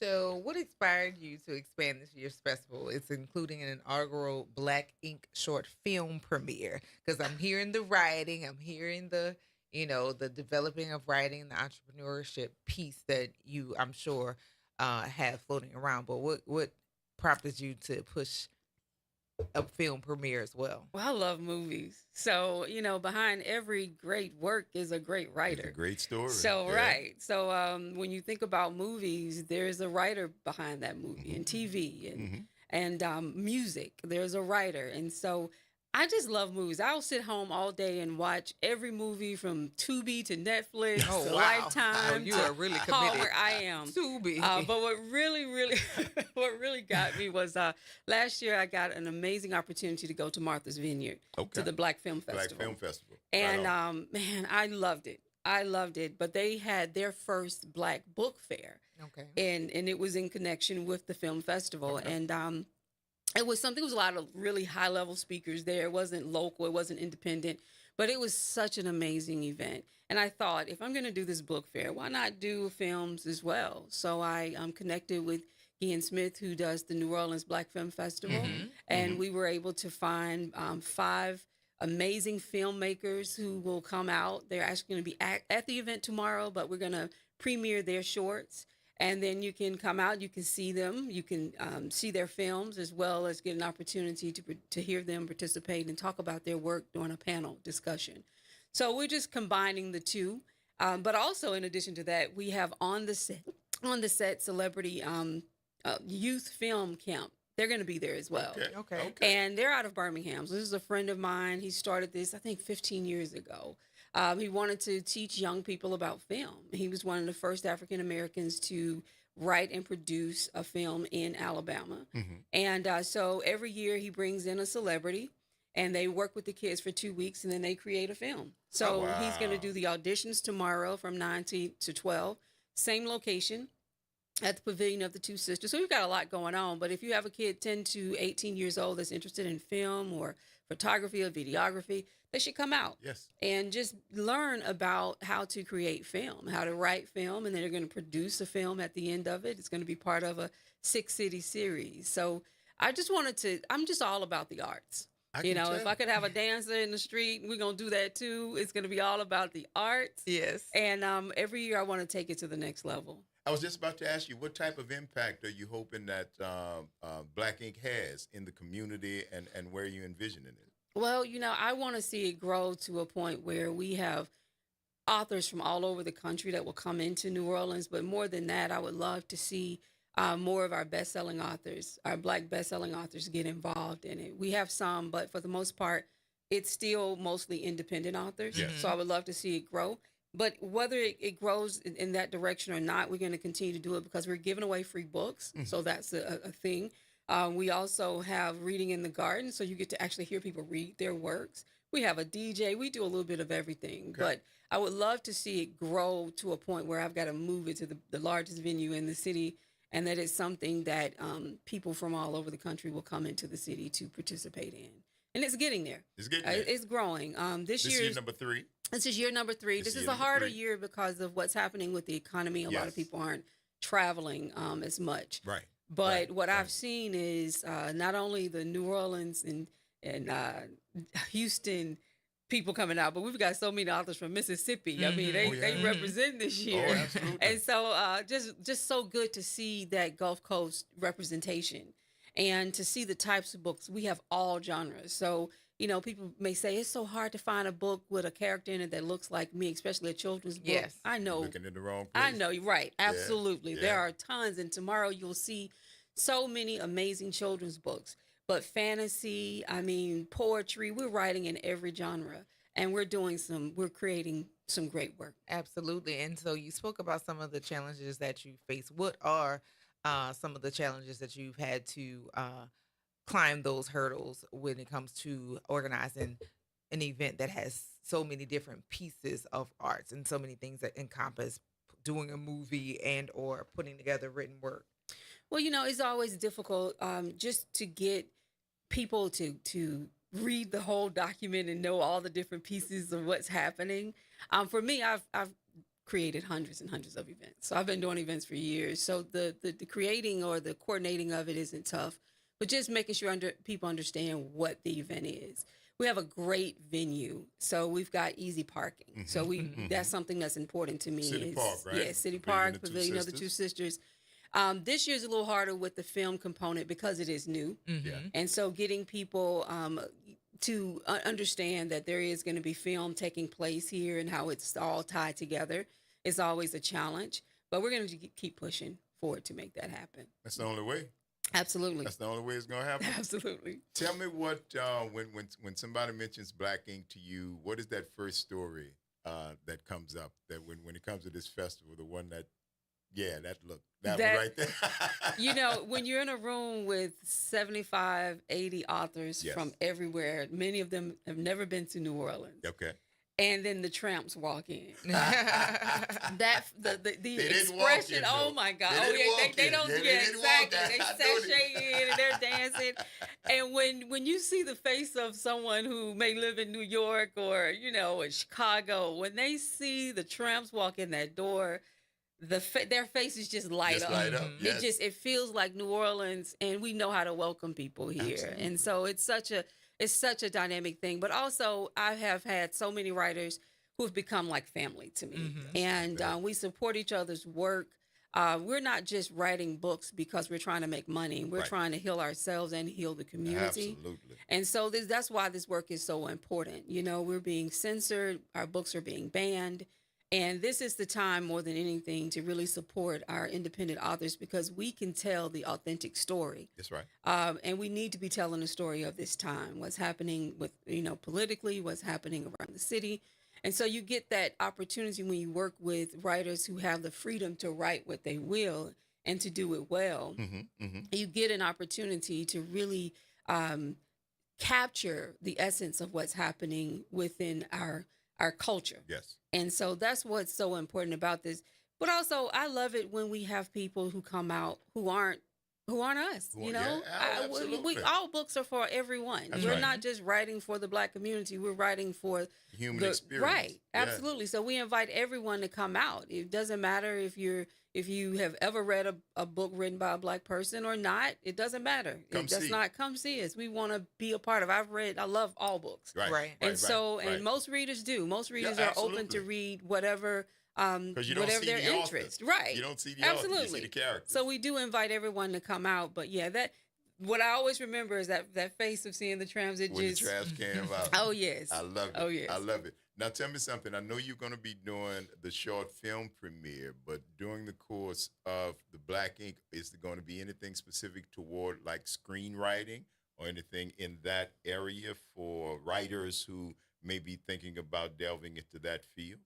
We will not. Well, we will have our filmmakers will be in the Lath House, which is only about 40 feet away from the pavilion. And so in the Lath House will be our filmmakers, and they'll be available to answer any questions about filmmaking. We haven't done anything per se at this point to do that, but hopefully that's the next step, because a lot of our independent authors are trying to create film. So bringing them together, absolutely, that's what we want to do, is to probably in the future create something before the event, maybe workshops to help our writers learn how to make that transition over into film. But we do a lot of master classes, so that is a part of some of the teachings that we put out there. Okay.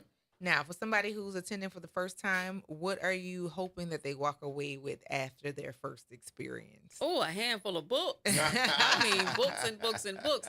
We give away free tote bags to the first 100 guests, and these are custom tote bags. So they get that bag, they go in, they can draw for free books, which is always great. We have a section this year called Annette's Library, which is named after my aunt who just recently passed. She was a librarian. And so we wanted to give books out in her name. Okay. And so that's one thing. But I want them to go to every table, visit every author, get to know them, and buy as many books as they possibly can. But don't just buy the books, because that's just one part of it. Don't buy it and put it on your shelf. Buy it, read it, and review it. Yeah.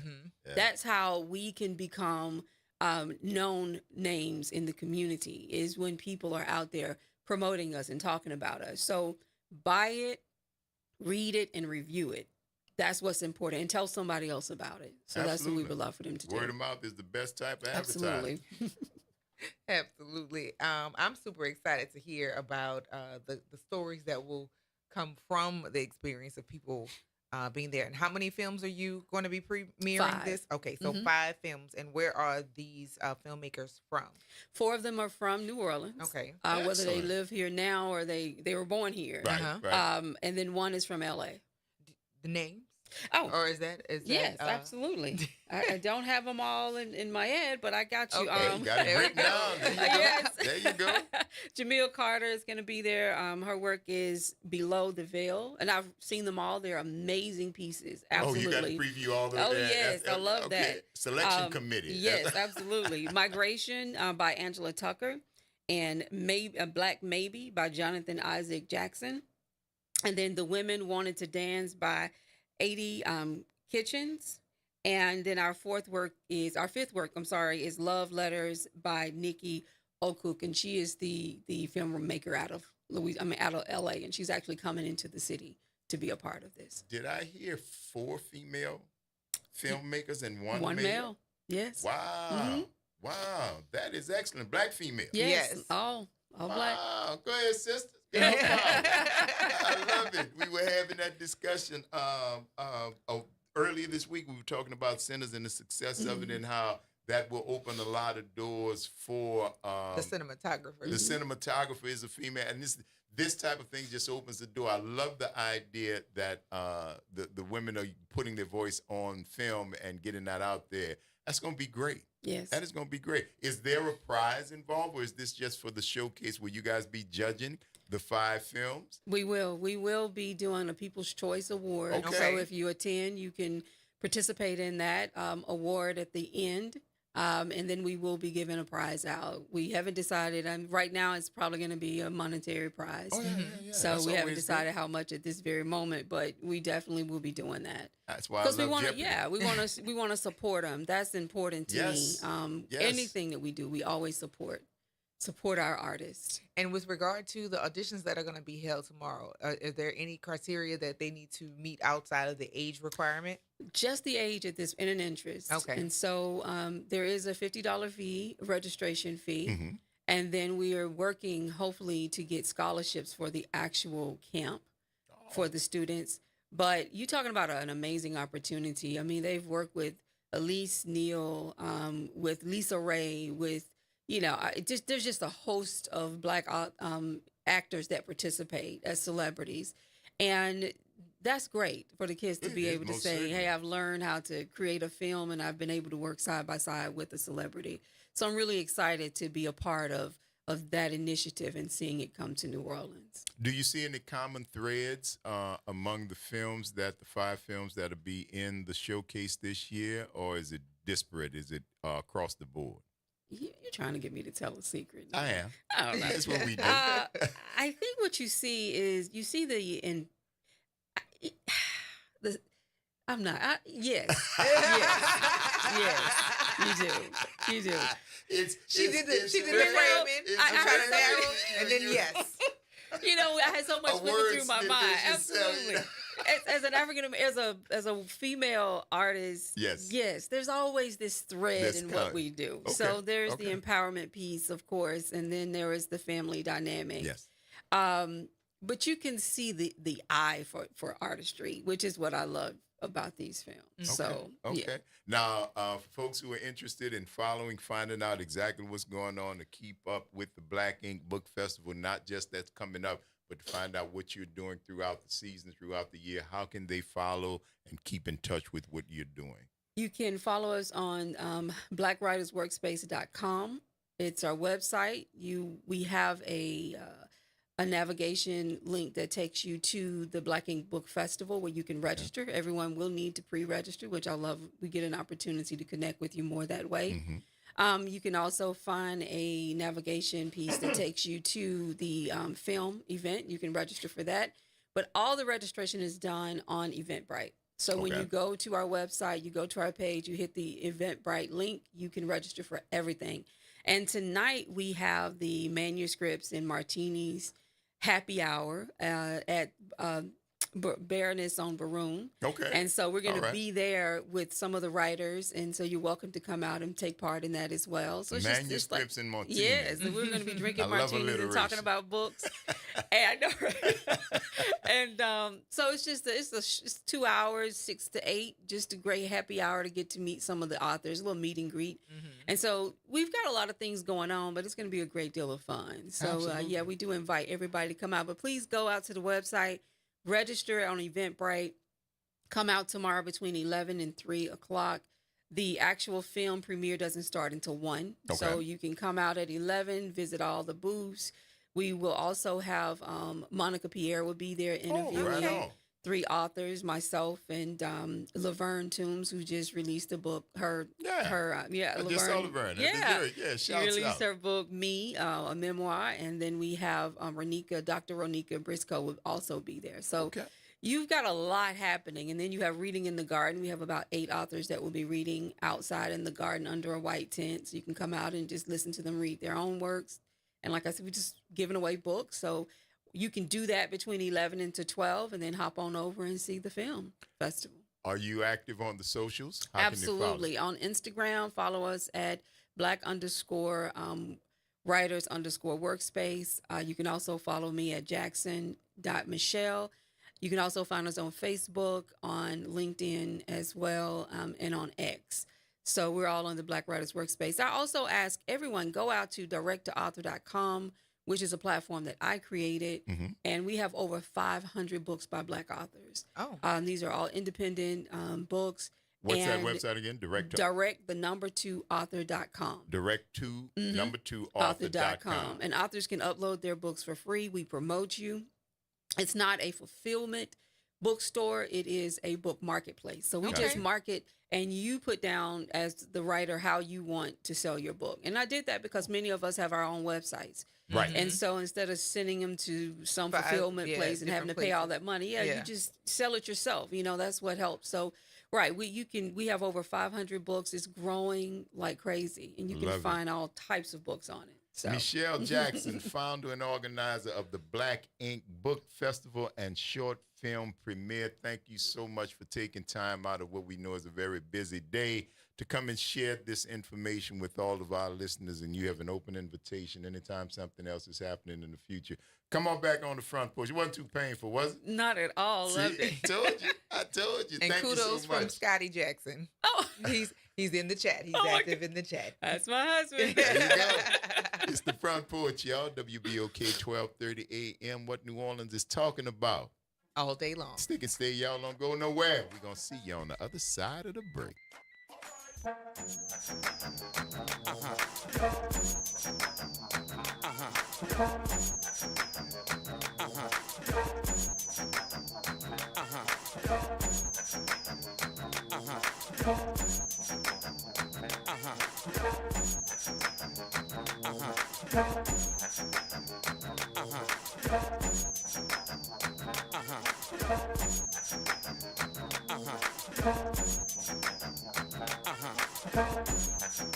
This is your news update for WBOK from WDSU. For all your news and weather, watch WDSU News, New Orleans' leader in live, local, late-breaking news. Today at noon and 4 p.m. Didn't catch this morning's conversation? No worries. The Good Morning Show is now a podcast on all your favorite apps. Just search WBOK Media, find The Good Morning Show, and make it part of your daily routine. Download it, share it, and rate it 5 stars. Start your day with something real.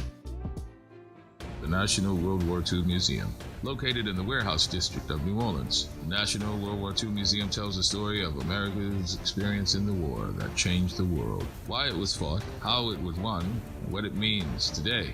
Visit them online at www.nationalww2museum.org for time tickets and safety information.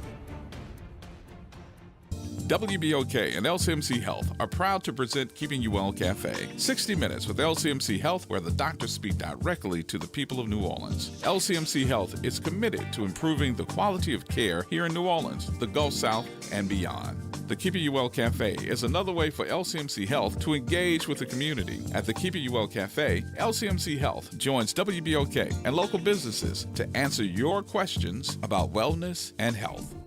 Our daughter Jessie loves playing detective. A clue. But since we discovered she has sensitive skin, we've been playing detective too. We thought the problem was our puppy. But it was actually our old detergent. Aha! So we switched to Tide Free and Gentle. Tide Free and Gentle provides an excellent Tide clean, and it doesn't leave behind irritating residues like dyes or perfumes, so it's gentle on your skin. Case closed. If it's got to be clean, it's got to be Tide Free and Gentle. You're on the Front Porch with WBOK 1230 AM.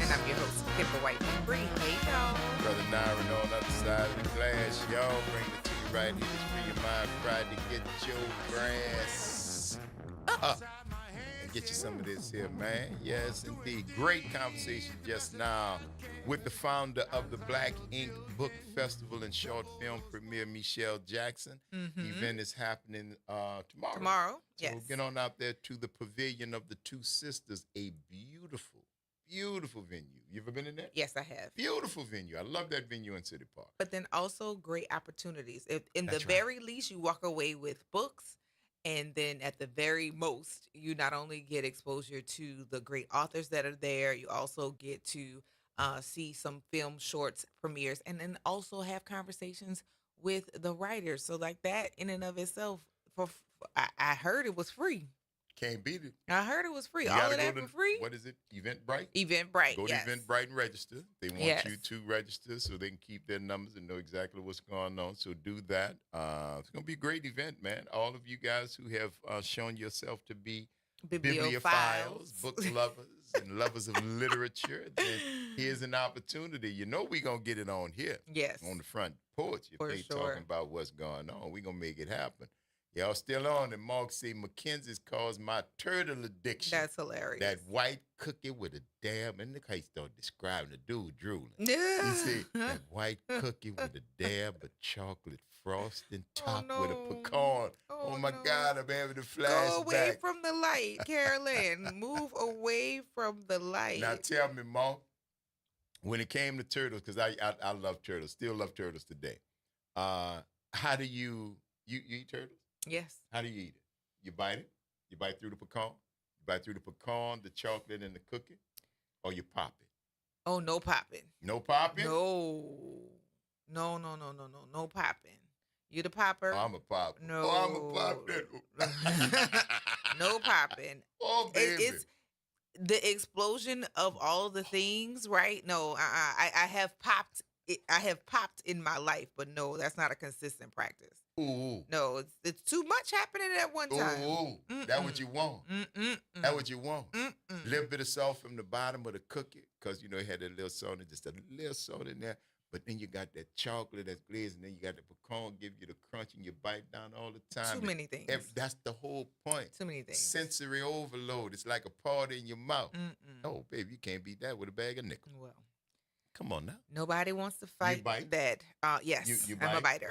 How many bites does it take you to finish? Less than 3. See that? I'd be so mad. So like it depends. It's just on, not enough. It depends on like because one of them bites just gonna be chocolate and cookie.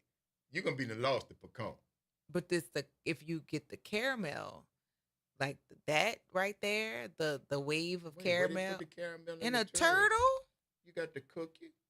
You got the white cookie. In a turtle, it's caramel, chocolate, and pecans in a turtle. No, not Mackenzie's turtle. Mackenzie's turtle was just like most a white cookie. No. I like the turtle and candy. A pecan, a half pecan right on top, and that's what the Mackenzie's turtle was. There was no there was no caramel. Blasphemy. No, this was. I need the caramel. No, see that's why you didn't pop. See, because the caramel make you be true in your mouth. All that other stuff. And now that I'm looking up the cookies, this don't look delicious. Which one? These are not bakery cookies, but the fact that Nestle Toll House makes it, no, I don't want that at all. No, Mackenzie's turtles were just that 3 ingredients. Was it that big? No, that wasn't a cookie with that big chunk of chocolate in the middle. That wasn't that, huh? No, this was soft chocolate. It wasn't a chunk. If you think it's like chunky chocolate, it looks like it looked like a kiss on top of a cookie, like a Hershey Kiss. No, yeah. And you had the pecan that was on top of that. Yeah, no, I would not like that. All day, no, all day. Nope. I'm with you, Ma. Sounds like a not gold the candy, the turtle cookie. No, that sounds like a gold brick. No. Yeah. There's none of that stuff that's in the gold. Gold got marshmallow. No, gold brick doesn't have marshmallow. That is the heavenly hash. Gold brick's got it's caramel. A chocolate. No, the gold brick has chocolate and pecans. No, I don't know. I never did eat.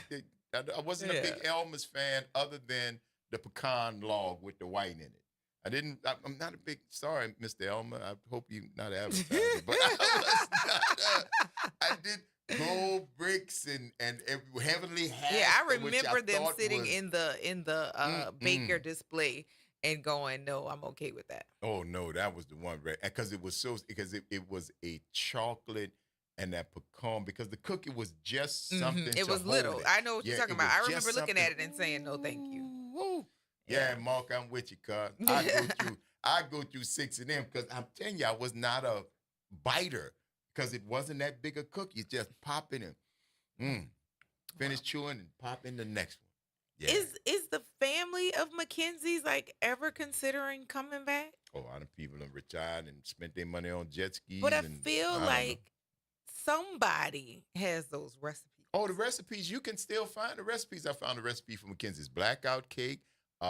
It was, you know who printed it? Times Picayune. So if you go to, matter of fact, nowadays, just whatever recipe you're looking for from Mackenzie's, just type in Mackenzie's New Orleans blackout cake recipe.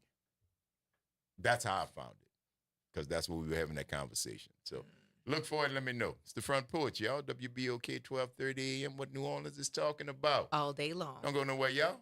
Free Your Mind Friday. See you on the other side of the break.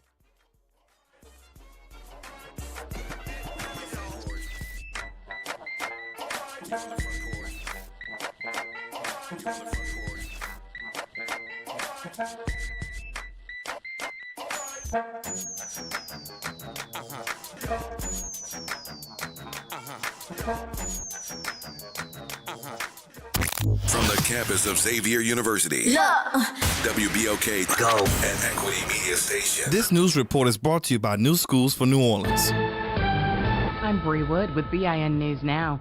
Spring graduation ceremonies are on tap at Florida State University today and tomorrow, just 2 weeks after the mass shooting. The senior says he was in class across from the student union when it happened. We had a giant window in the back of our class which limited our space.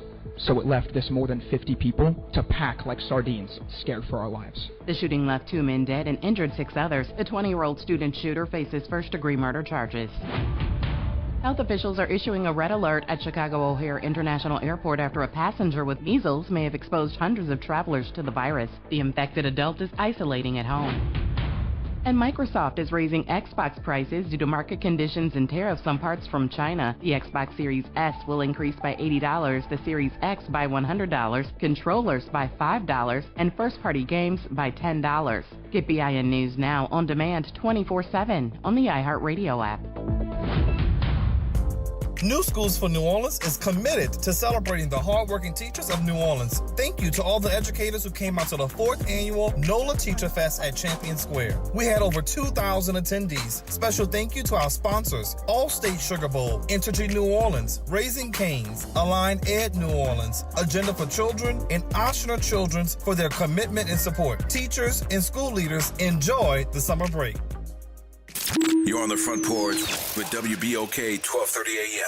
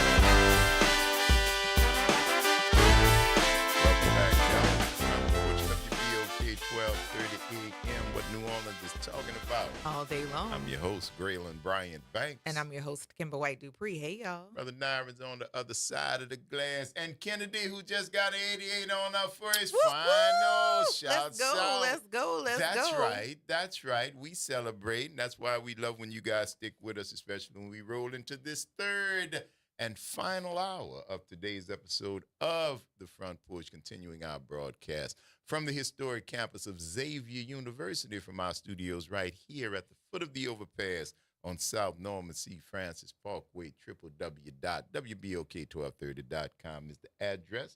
Or hit us up on the talk line, 504-582-9422. Holler at you folks. Celebrations everywhere. Mm-hmm. Yes, indeed. We love that. I wish, and just so you know, I did find the original Mackenzie's blackout cake recipe with a simple search. It's right there. Yeah, it's there. And that's the same one I looked at and was like, I don't know. Mackenzie had that thing down to a science. They did. And they had them sisters in the back. That was the science. But they had bakeries like in each location. That's the thing, right? Yeah, there was a commercial bakery, man. They turned stuff out. Then later on, it started being done at one place, and then they bring them in, then it went down. Yeah. But no, when they were doing it, oh, man. Yes, indeed. Now, what was the place in the Seven Wall? Was that Pico? Oh, I don't know. Donuts? I have Somebody out there listening. Was that Pico's in the Seven Walls, y'all? I'm thinking about. They used to have the fresh donuts. It had to be Pico's, right? Pico Bakery? Am I saying it right? I think I'm saying it right. I am unaware. Holler and let me know, y'all, if you know what I'm talking about. But, yes, good stuff. All fattening. Yeah. No, And I good mean, for you. hot stuff.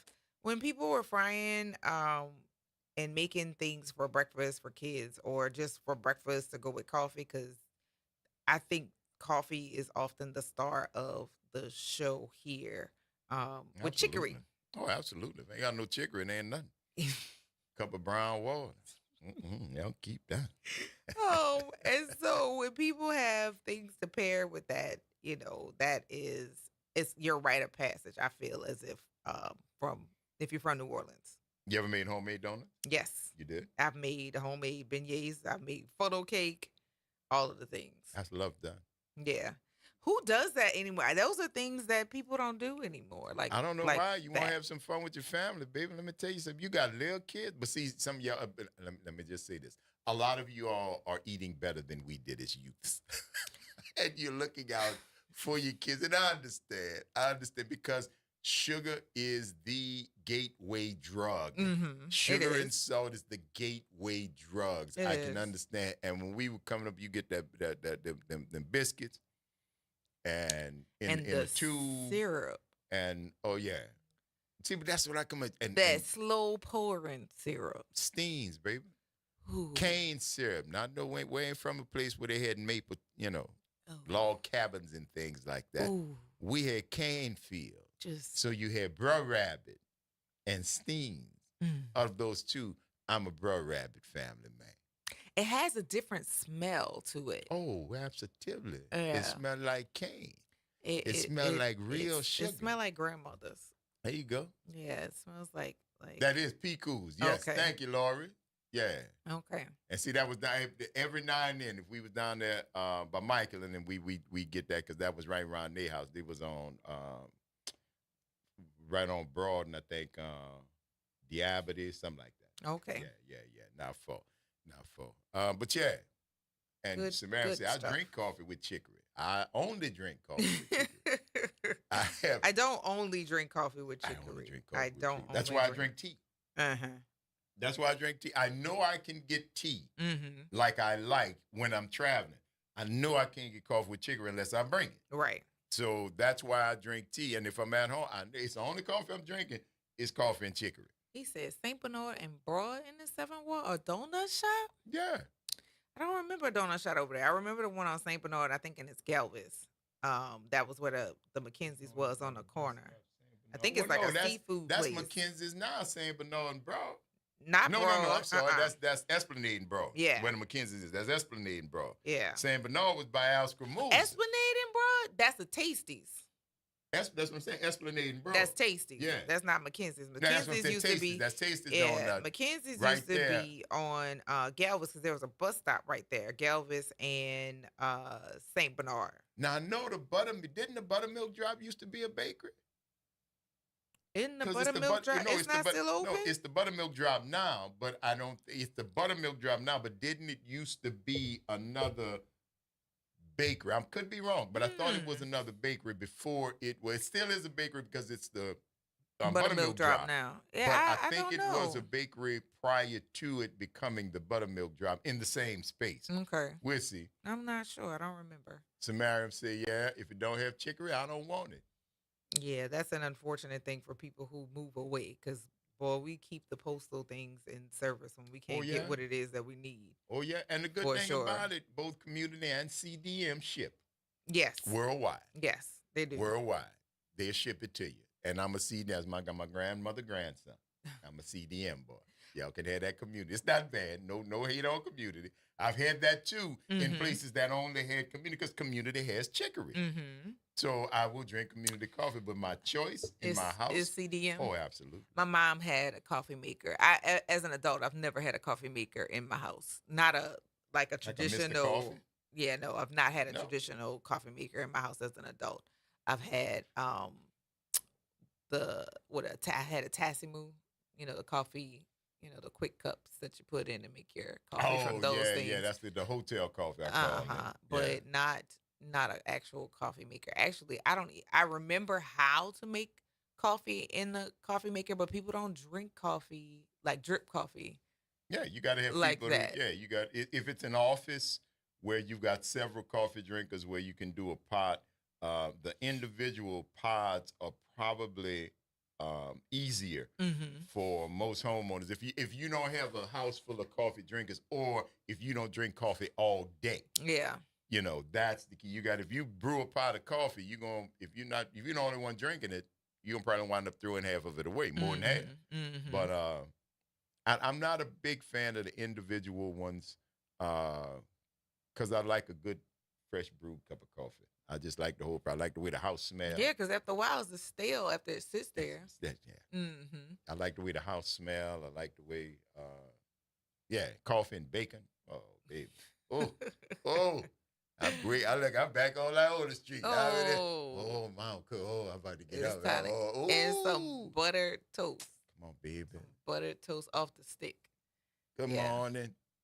Pico's on Bayou Road and Dergenwald. There you go. Yeah, Bayou Road and North Dergenwald. Yes, indeed. But that was another little spot, man. But we used to have all that neighborhood stuff, man. Bill Long's was uptown. Bill Long's Bakery, and they had a full bakery inside there. So they had fresh donuts. Cinnamon rolls was some of the best in the city, and it was walking distance. Mm-hmm. Yeah, they used to get all the kids from Green, kids from Fauché. Yeah, I miss corner stores. Oh, yeah? Like corner stores of old. I mean, they have corner stores now, but they're not the corner stores of old. When I was in high school, there was a corner store right by 35 on the corner of Kellerick, and I cannot think of that cross street, Mr. Willie's. And you could hit Mr. Willie's in the morning and afternoon, and if you get out of the gate and get some at lunchtime too. But we didn't have off-campus lunch. Yes, and then we indeed. had on Esplanade, what was the name of that pharmacy? The store is still there, but I don't think it's a pharmacy. Eglaze. Okay. Eglaze on Esplanade. And when I say the 35 community, the students kept them people in business for real. Man, that was you get location. 504-582-9422. Hey, Kevin, good morning. What's that? Kevin. Hello. Good hey, morning. bro, what's that? How you doing? Oh, doing all right. How's everything? Doing well. So How are far, you? so good, baby. Doing well.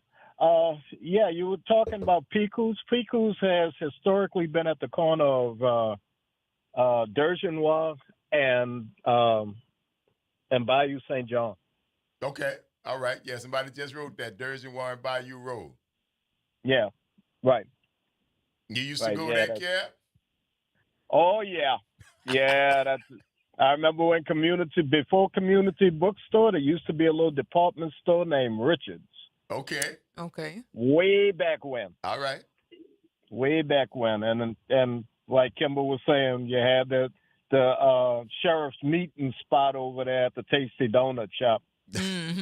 If you did anything stupid and ran towards Broad, you were caught. You was got. You were caught. That was just the dumbest thing in the world. Yes, And- indeed. And y'all were talking about what you were talking about, Al's Camusas. That's the Walgreens. That's Walgreens right now. Yeah. Seafood Yeah. City. Seafood City was right on that corner, man. Right That's on that right. corner. Very pretty. I saw somebody's doing something with Triangle bike shop. Wait, with the bike. Wait, I know the Triangle, the deli right across the street from where Al's Camusa, but well, right down the block from there, about 2 blocks down. Yeah, Triangle Bike Shop. why do I remember the Triangle bike? Was it on the same side of the street? Same side of the street. Yeah. Yeah, about 2 blocks down, maybe. Okay. Now I remember Middle of the further up turn. on Broad, I remember Gus Beatat right by Yeah. right by the Zulu, close to Orleans. I think that's the Aaron's. The furniture store? The Aaron's, yeah. That used to be Gus Beatat. That used to be Gus Beatat and Sons bicycle shop. We ain't living in the same New Orleans no more, y'all. Not at all. Not at all. We ain't living in the same world. We no not. More, God. We're not. Because that K&B that used to be on the corner of Esplanade and Broad Right. became some sort of rent-a-center or It some was some kind of, sort of and now rent- it's- yeah. I don't know what it I is think at it's this empty point. now. That had a- Yeah, I think That had it's a couple of different incarnations before before it became Rent-A-Center. But yeah, it's we in a different world. Yes, sir. But at least at one time in your life, you had the taste of a hot, fresh Piku's donut. And I think that was the thing. Oh yeah. There you Yeah. go. Yeah, you're right. Thank you for that, Cap. All right, brother. good Y'all one. have a good one. You You too, too. man. Have a great Enjoy your weekend. Yes, indeed, man. I knew somebody was going to tell me where Piku's I mean, was. some people are gonna let us know and give us some fact checking. Absolutely. Yeah. Absolutely. So, Mark, you said there's a black owned grocery store in the Cutoff that's been there for at least 50 years. Where is it in the Cutoff? Because I spend my afternoons in that place. So where is it? I'd love to see it and speak to the people in there. Because, I mean, that sounds like a field trip to me.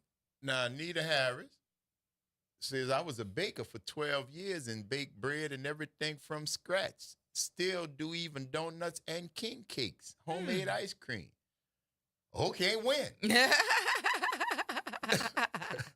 Okay, Anita, win. Right? Yeah, listen, you can't threaten us with a good time. Baking if you bread got is it. a workout. Baking bread is certainly where now it was funny you talk about that because my brother and my sister-in-law, they went to Italy last year, and he talked about, I will never, he took a cooking class, and he said, I ain't never making no homemade pasta.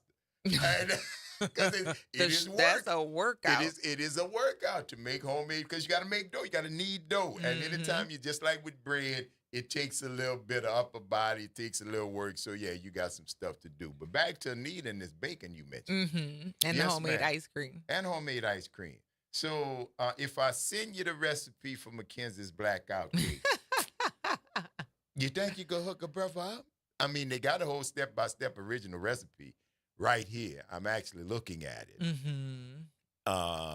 Recipe steps for the cake, recipe steps for the filling, and recipe steps for the frosting, and then even The crumble. for assembly. The crumble that goes on top. That goes on top. Yeah. The cake crumb.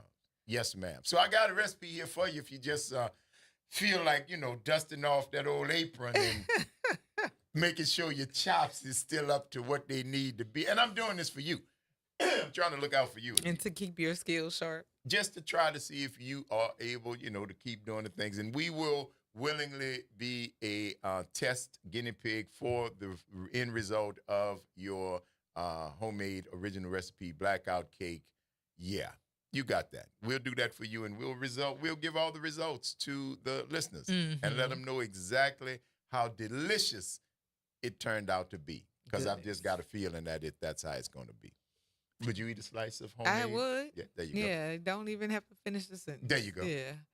It's Ben's Grocery on the corner of General Meyer and Sullen, about a block off Sullen and General Meyer. Okay, so that's on the opposite end of where I am. I have to go check that out. Absolutely. That sounds like a fun visit. That sounds like might be a story in there, man. Mhm. Getting them folks on here. For sure. Whoever Ben is, if that's the first or the last name, we'll find out. And get them in here and find out what they still 50 And years what they doing do 50 anything years is a long time. yeah. Is a long time, and there's some secrets They there have weathered. and some wisdom. They have weathered some storms, That's some right. times, and I'm sure they have some wisdom to share. Absolutely. And we're going to continue sharing our wisdom with y'all. But we got to take this quick break. You tuned into the Front Porch, WBOK 1230 AM, what New Orleans is talking about. All day long. Stick and stay, y'all. We're going to move away, and we'll be right back on the other side of this break.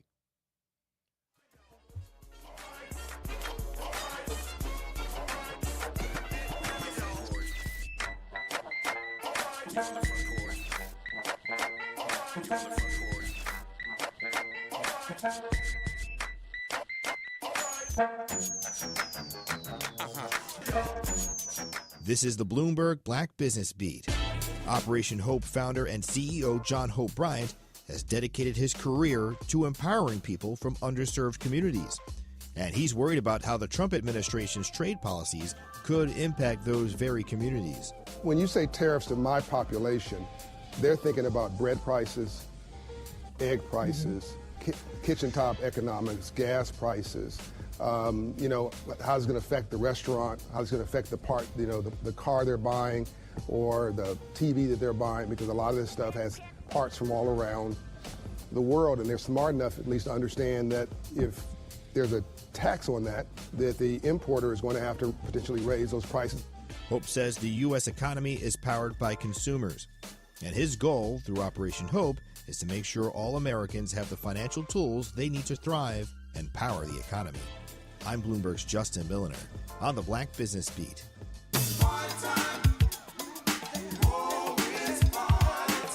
That's right. It's party time each and every Sunday night at 7 p.m. on WBOK. It's the Throwback Throwdown with DJ Wick as he brings you the best in old school from the 70s, 80s, 90s, and the early 2Ks. Plus, the party goes to another level at 9 p.m. with the Throwback Throwdown Party Mix to round out the night. It's the Throwback Throwdown Sunday nights at 7 p.m. on WBOK and on the World Wide Web at WBOK1230.com. If Ernest Hemingway was alive today, would he say this to you? Shakespeare, Mark Twain, Edgar Allan Poe, all great writers. And after reading your book, I simply must add you to the list. Wait, you don't have a book yet. So make a free call to Page Publishing. Turn your book idea into publishing gold. 800-215-6818. 800-215-6818. That's 800-215-6818. Here's Comedians and Sketchers Getting Comfortable, presented by Hands Free Sketchers Slip-Ins. Hey, I'm Bobby Slayton, and I'm here with my pal, comedian, and Skechers ambassador, Mr. Howie Mandel. Why did it take so long to invent something as amazing as slip-ins? I know it seems simple, but it took Skechers to invent a better pair of shoes. Yep, with Skechers Slip-Ins, you just step it and go. You don't have to touch your shoes. And by the way, Slip-Ins are for the whole family, men, women, and kids, in all your favorite Skechers styles. Find Skechers Slip-Ins at a Skechers store, Skechers.com, or wherever stylish footwear is sold. Saints of God, it's time for us to tell you the truth. It's time for you to start your 21-day challenge. Don't take another day. Do it right now. Call 504-701-4711. That's the whole water stove, Pastor David Impartan Sr., the host of Change Your Water, Change Your Mind. This is the water that's designed to change your body, the way you think, the way you act, and the way you look. Why don't you start your 21-day challenge today? For $35, you can start it right now. Call me so we can set up your appointment. 504-701-4711. That's 504-701-4711. Change your water, change your mind. Making a difference in the community. WBOK 1230 AM. You're on the Front Porch with WBOK 1230 AM. Oh, yeah. Young Fellas Brass Band live, y'all. Come on.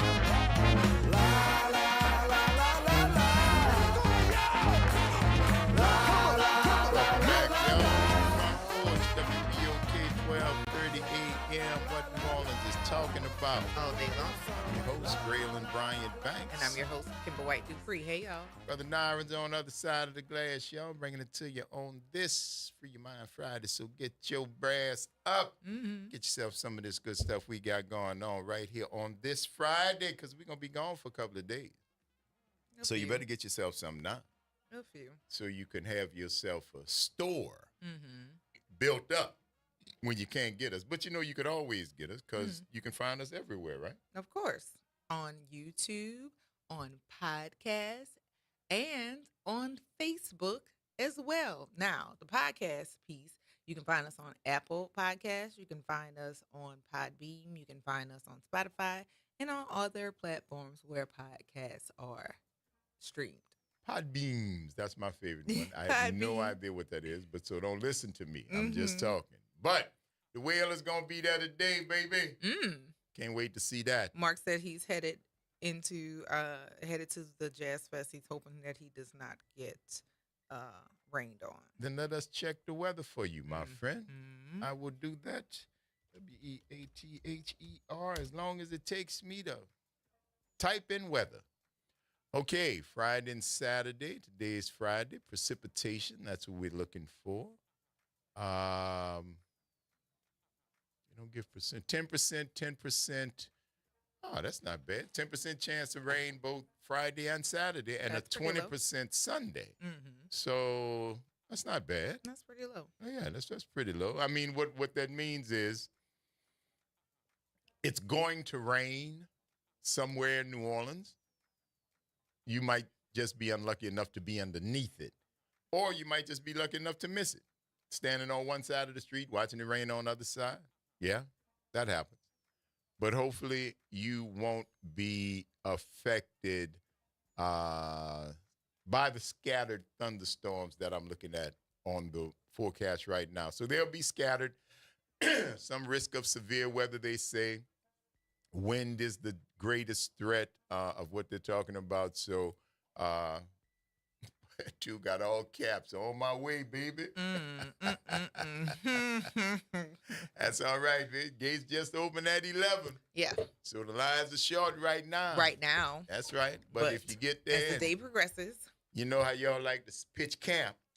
We talked about this before, the setup, right? So if you go with a group, go with the mama and the daddy of the group, because they're going to stay there. They're going to make sure that you have a space to come back if to. You fussing at people. Well, baby, go ahead on over there. This house. Yes, for sure. They will keep people out of your space. So when it's time for the act that you want to see, preferably like those later day acts, you can get to a space and not have to hustle for a space. Now, if you are like me, it don't matter what time the artist is going. If you know how to smile and be nice to people, you can slide your way up to the front gate like I do. Hey, how you doing? All right. Hey, yeah. Hey, how you doing? Hey, yeah. Excuse me. Let me. I'm up. I'm gonna step around you. Okay. All right. And end up like right at the gate, like I do. But you cannot do that with a large party. You can only do that with maybe one or two people. But They call me the wanderer. if it doesn't matter where you are to experience the music, you don't have to worry about a home base. You don't have to worry about smiling and saying, excuse me, for you to get to those spaces. You could be like G. You could just roll. And You could be just like G. roll. And catch Yes. everybody. Yes. And catch everybody. I was listening to the Yellow Jackets, ran into my man, Roland Guerin, fantastic bass player, long friend. Saw him, talked to him for a little while, caught up, and then left Yellow Jackets and strolled around to the main stage, the festival stage, and of course caught 3 good Carlos Santana songs as I cut through the crowd, which was packed. Yes. But y'all looking straight, and I'm going this way, which makes it very easy to traverse the crowd. Don't be put off because of the numbers. No. Because you trust me, people is because you see what the problem comes in when people come and park, stand in front of somebody who's been there and just stop. Right. I'm not stopping. I'm not gonna be there. The music's on. And I'm catching it's the song. rude. That is very rude. For you to And go it's very stand in rude. front of people. Right. So I walked through there and caught like 3 Santana songs after leaving the Yellow Jackets, and then eased my way around. Saw another friend of mine, stopped, got a little crawfish Monica, because that's right there, and then took my little crawfish Monica and walked over to Congo Square, where, of course, people were doing the bird. Because there's a brand new dance, in case you haven't heard. It's a brand new dance. It's called the bird. Yeah. Gigolos Get Lonely too. Got that one. Contrary to rumor. Contrary to rumor. It's an Gigolos easy get- money occupation. Yeah. First class psychiatry. Lord have mercy. Lord have mercy. So yeah, man. And then that ended that up. They came back out and they did a solo. And I will tell you, the absolute dopest job at Jazz Fest is the sign language lady at the front of the stage. Right. She gets it in. She gets it in. I noticed her several years back when she was signing for Snoop and didn't miss a beat. Mm-hmm. And you know, Snoop be spitting. Yeah. Right? She didn't miss a beat. Emphasis, beat, and steadily jamming. But you have to see her and go back and find it when she was signing for Wu-Tang, where Method Man had on the all white. And he paused to comment on how well she was signing. Killing them. Yeah. Killing them. I mean, Wu-Tang was good too, but Method Man was really great. What Method Man had on all white. He did. There you go. He did. And the only reason I know that because Kimber just said it. Never seen the performance, never seen the video. So don't be told, no, it was. Yes, Method Man, he was excellent. He was. He very well. You know what? Have you? Well, you haven't, but you should. There is a documentary on ODB. Ozzy the It's Bastard. on. I haven't seen. It's on Hulu, Netflix. It's somewhere. It's one of the streaming I've platforms. seen it. I watched I have not it. watched it yet. I watched it, and it was pretty eye-opening. And as we have said before, people who have so much talent and just that thing, that charisma thing, are all often plagued with other things. And just seeing his story was, it was Brilliant, like, man. okay, I get it, and then also, okay, I see it. Yeah, so, it's scary because in another realm, in another situation, in another environment, that level of creativity and genius would have been nurtured, would have been fostered, and you would have seen it probably on a scale that showed what could happen if you water a flower. But also, if you consider Wu-Tang Clan and the music that they did, for him to be on the platform when he did Fantasy with Mariah Carey, before, if you were a fan of Wu-Tang Forever, if you were into that music, you knew ODB, you knew exactly who he was. But when Mariah Carey at her height, when she was doing pop, not R&B, pop music, and they did that remix of Fantasy with him in it, and he was exactly who you remembered who he would be. In his other element, and bringing that to the other people knew, but it just he was not aware of how much of a flame his star had, and people took advantage. Unfortunately, different place, man. Different place, different time. But shout out to ODB, man. We still got the music, cuz. For sure. We still got the music, and that's the beautiful part. Y'all going out to Jazz Fest this weekend, man? You heading out? You going out? No, I am not. You're not? You going to Jazz Fest? I don't feel like being outside right now. Probably not. He said maybe. I don't know. Okay. All right. You on the Jazz Fest, bro? Sunday. Okay. All right. I'm just a little impromptu survey, man. Y'all going just because it's Jazz Fest, or there's someone who you want to see? You're familiar. He's familiarly obligated. That's what he's not gonna say, but he is familiarly obligated. He's not gonna say that, but that is what it is. But you gotta go, cut. Yeah, so I've been putting off a lot of things that I've been, and this was one of the things where I was like, dude, if this was I really wish I'd known that, because I would have told you to take Thursday off.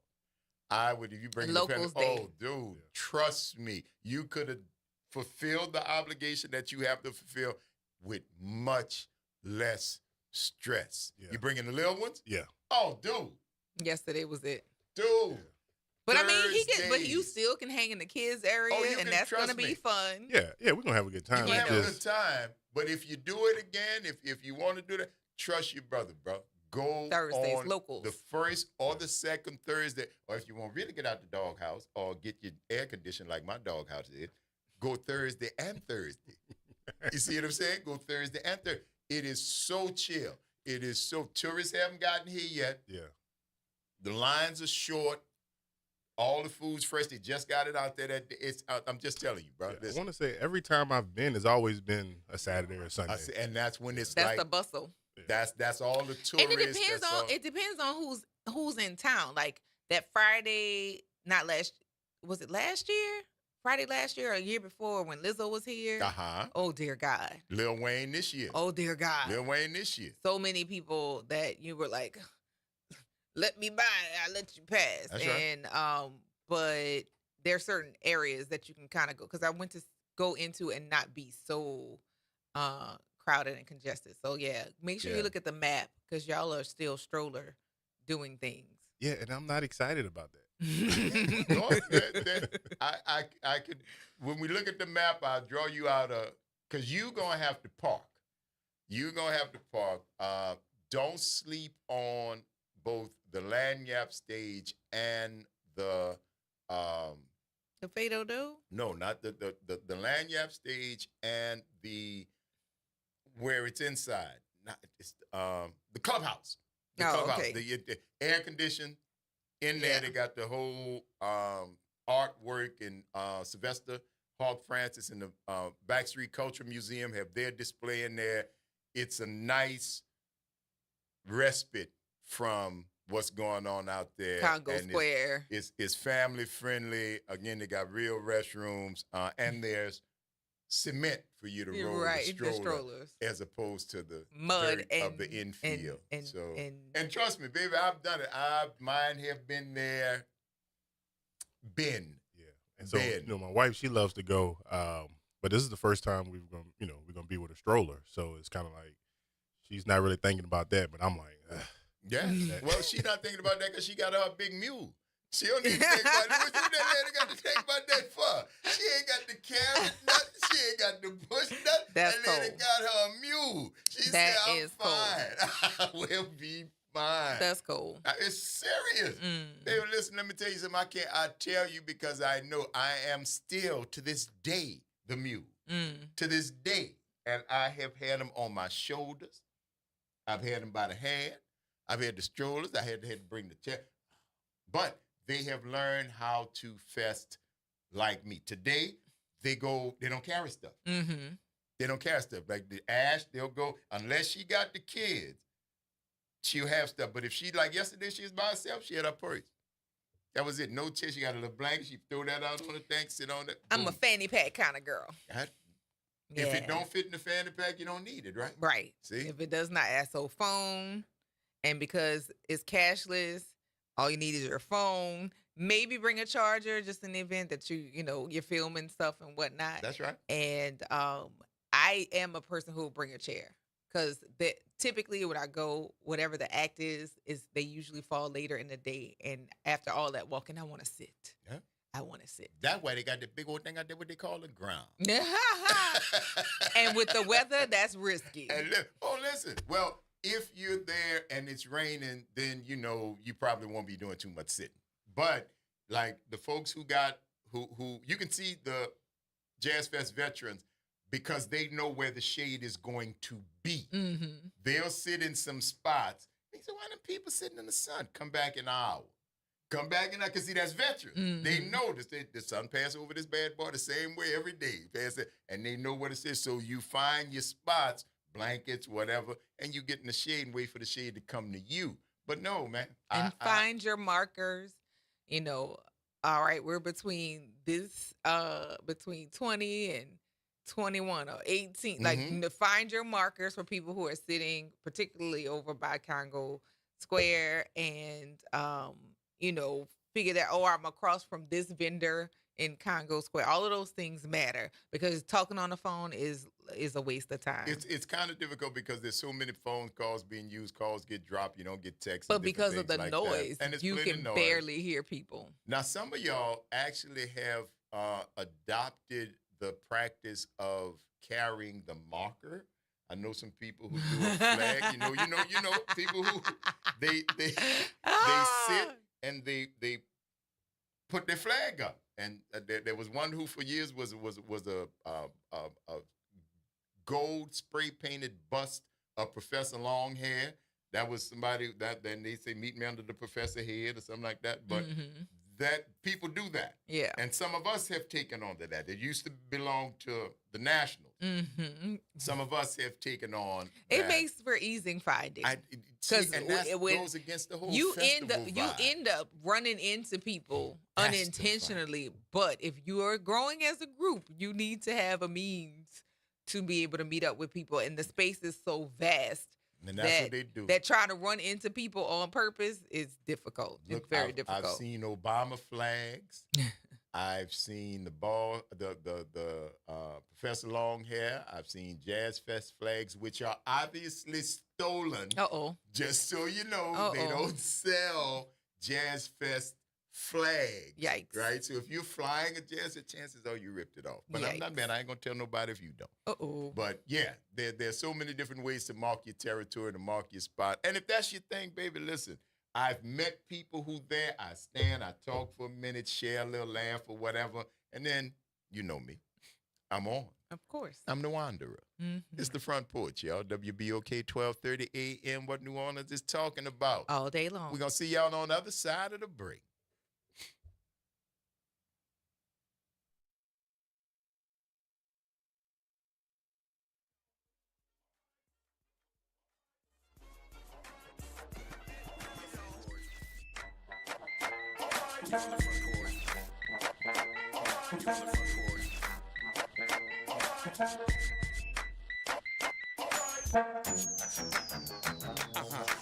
Missed a show? Want to hear that guest everyone's talking about? WBOK is now streaming on all your favorite podcast apps. Just search WBOK Media, hit download, share with a friend, and don't forget to rate your favorite shows 5 stars. Because when our voices are heard, our impact grows.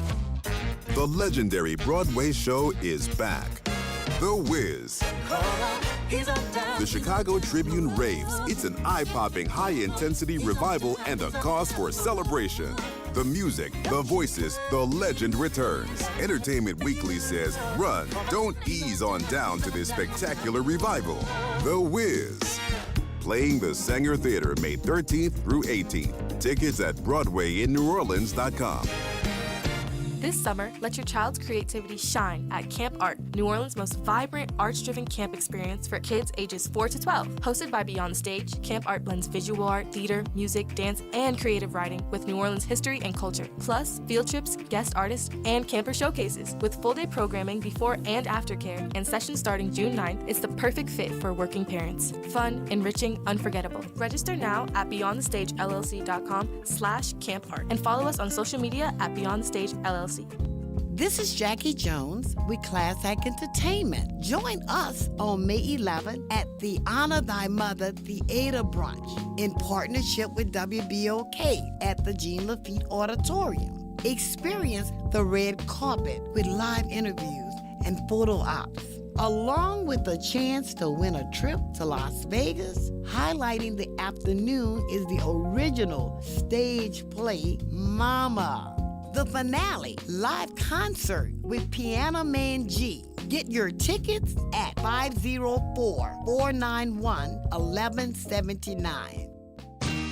Hello, I'm Gary Clark. Please tune in to Dr. Clark 101, The Living Classroom, which is broadcasted weekly every Wednesday at 12:30 p.m. on WBOK 12:30 a.m. on your dial. And as always, it's been a pleasure. Sometimes I struggle to get to sleep. My body stopped for the day, but my mind is still running. So I take ZQuil. ZQuil, the world's #1 sleep aid brand, has a range of non-habit-forming products to fit you and your family's needs. Invest in a great night's sleep for the best you tomorrow. I'm awake and ready to take on anything. Better days start with ZQuil nights. Explore our products at ZQuil.com. Use as directed. Keep out of reach of children. You're on the Front Porch with WBOK 1230 AM.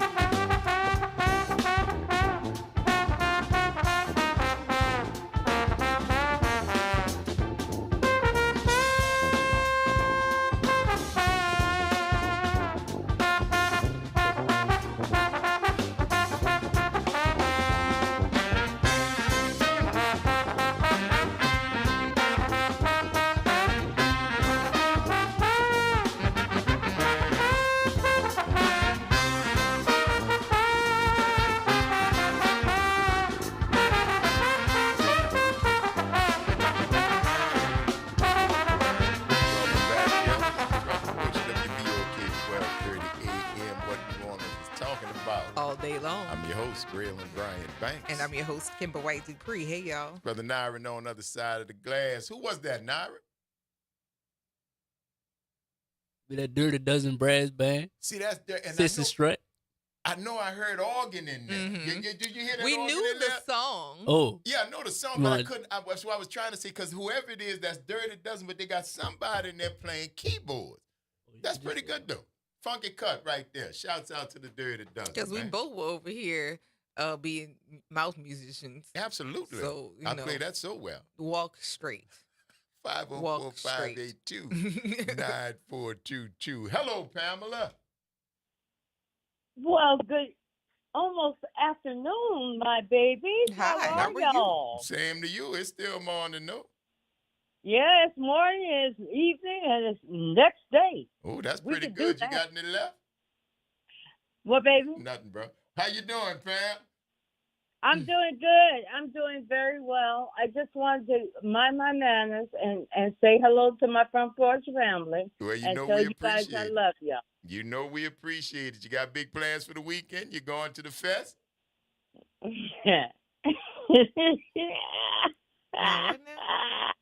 You ready? Sound like you got other plans, Black. Right? I just said. I just asked about the fest. I wasn't trying to get you to confess. You know what I'm saying? All right. Oh, Kimba. Yeah. Kimba. Yes, ma'am. Ooh. Ooh. Huh? Ooh, yeah. Oh, okay. You got real plans She this got weekend. big plans this weekend. Oh, my goodness. I just like the fact that you have to plan to get to that. I'm not mad at you. Right. Have to plan. It was already planned. Yes, indeed. All right. How about I love y'all. Y'all have a good weekend and take care and be safe. Okay, you baby? too, darling. Don't have as much fun as it sounds like you're going to have, but Oh, call us I'm back looking and don't forward tell to us that, about though. it. Oh, my goodness. For that. Bye. Have a good weekend. Yes, indeed. All righty. I don't even know. I said, you going to the fest? She said, I'm like, I was like, huh? What is happening? Are you going to the fest and engage in festivities? I don't. That was a whole lot of different things that were in that response. A lot. A whole lot of different things. And I'm mildly curious. Mildly? Mildly curious because I'm not curious enough to go delve into deep. You know what I'm saying? If I was really curious, you know how I get down in the rabbit. You're you know not when I find in investigative mode, but you are curious. I was just curious. That's a very interesting response to what we were talking about. But we appreciate it. Yeah. Like they say, I'll have what she's having. Oh, yes, my goodness gracious. 2, please. Hilarious. That is hilarious. Like that response of, yeah, all right. That was something. Baby. That was something. I ain't even mad. I hope you enjoy all of the portions of your weekend. Twice. Yeah, for sure. At least. Yeah, bro. Yeah. Because some of y'all going to get out here and have yourself some fun this weekend. I hope you do. Stay dry. Be safe out here with everything that's going to be going on. It is still hot. Don't forget what the docs told you, man. If you are planning on going out this weekend, you should be hydrating now. Yeah. Right now. You should be drinking water. You should be making sure that you've got enough in your system to get you through. By the time you become thirsty, it is too late. It is too late. Not I mean, it's not too late for your life or nothing, but you're pressing it. So if you know you're going to be going out for whatever amount of time, have yourself some water right now. Although I don't think Pam is having just water. I don't think so. I think there's something else in that water. Right. And no, thank you for the offer, but no, I don't want any. Lord have mercy. Yes, indeed, y'all. The weekend is here. And we want you to make sure you get out there and get yourself some. It's a lot going on, man. It's the last weekend of Jazz Fest. A lot of good music. The Whale is going to be out there today with Julian Marley, man. 5:40 this afternoon over at the Congo Square stage. So if you're interested in some good reggae, come out and get yourself some. All over the weekend, you have a lot more other folks. Lettucey is going to be there Saturday. Kenny Wayne Shepherd with Bobby Rush. Yes. Turns out that maybe he and I are the same person. Who's that lady? She's an actress, but she is making friends with Method Man. You know, I only stopped because I saw his face. Right. And that's why I said, well, you showing me with that lady, and I know you don't want to know Yeah, that lady. I don't care about that lady, but you know, she's making friends with Method Man. And Method Man's picture is right there. Yeah. There you go. That was it. For you rock and roll fans, Pearl Jam is going to be there Saturday. Dang, Pearl Jam. Pearl Jam. That's going to be a big show. That's going to be from 5 to 7. Old. And they're big. They were huge then, but it's like they're classic now. Oh, yeah. Dang. Yeah, they still rocking out. I love that for them. Out. Last year, we had the octogenarians last year. Mick and Keith. Not octogenarian. Octogenarians, 80-year-olds They rocking are. on the stage. I understood. Yes. Yeah, I understood what that Rocked meant. out on the stage. And having Killing a good it. time. And had time to throw shade at the governor. Had time to throw shade at the governor. I loved all of that. And all props to the soul queen of New Orleans, the Grammy winner, our own Miss Irma Thomas, who took time out from her very busy schedule to let them boys back her up. She sang Time on My Side. That's right. That's right. And I'm sure they were very appreciative. And if they weren't Miss Thomas, we certainly are and are thrilled by your generosity at letting them young boys come up there and sing with you. Absolutely. And then on the last day, Sunday, you get a chance to get out. Of course, Lenny Kravitz is going to be there. Trombone Shorty and Orleans Avenue. The Radiators, George Porter Jr., My Morning Jacket, the Patti LaBelle, 545 at Congo Square. Say my name. Come on now. Patti, Kamasi Patti. Washington on saxophone. Right after Terrence Blanchard and Flo, Stephanie Jordan and Rachel Jordan with the Music Alive Ensemble and the Jazz Tent. It's going to be so much music going on out there, y'all. Great food. So come out here and get yourself something. You might see me. You know where I'll be. Strolling. Wandering. Yeah. So if you catch me, holler at your boy. You know, we could kick it for a minute, take a selfie or whatever. Mm-hmm. And then, I'm going to stand there and I'm going to move And then on. he's going to go somewhere else. That's what I do. There you go. That's what I That do. is Like a how wonderful memory. It goes. Now it was here, then it's gone. And just like this show, and we want to thank you guys for giving us 3 hours out of your lives that you'll never get back. And we certainly hope we've given you a little bit of something in return for the investment of your time. We want to thank our guest, Michelle Jackson of the Black Ink Book Festival and Short Film Premiere. Make sure you get out there and check that out this weekend. Y'all, practice random acts of kindness. Do something nice for somebody just because it's a nice thing to do. Take care of yourselves and each other. And we're going to see y'all on the flip.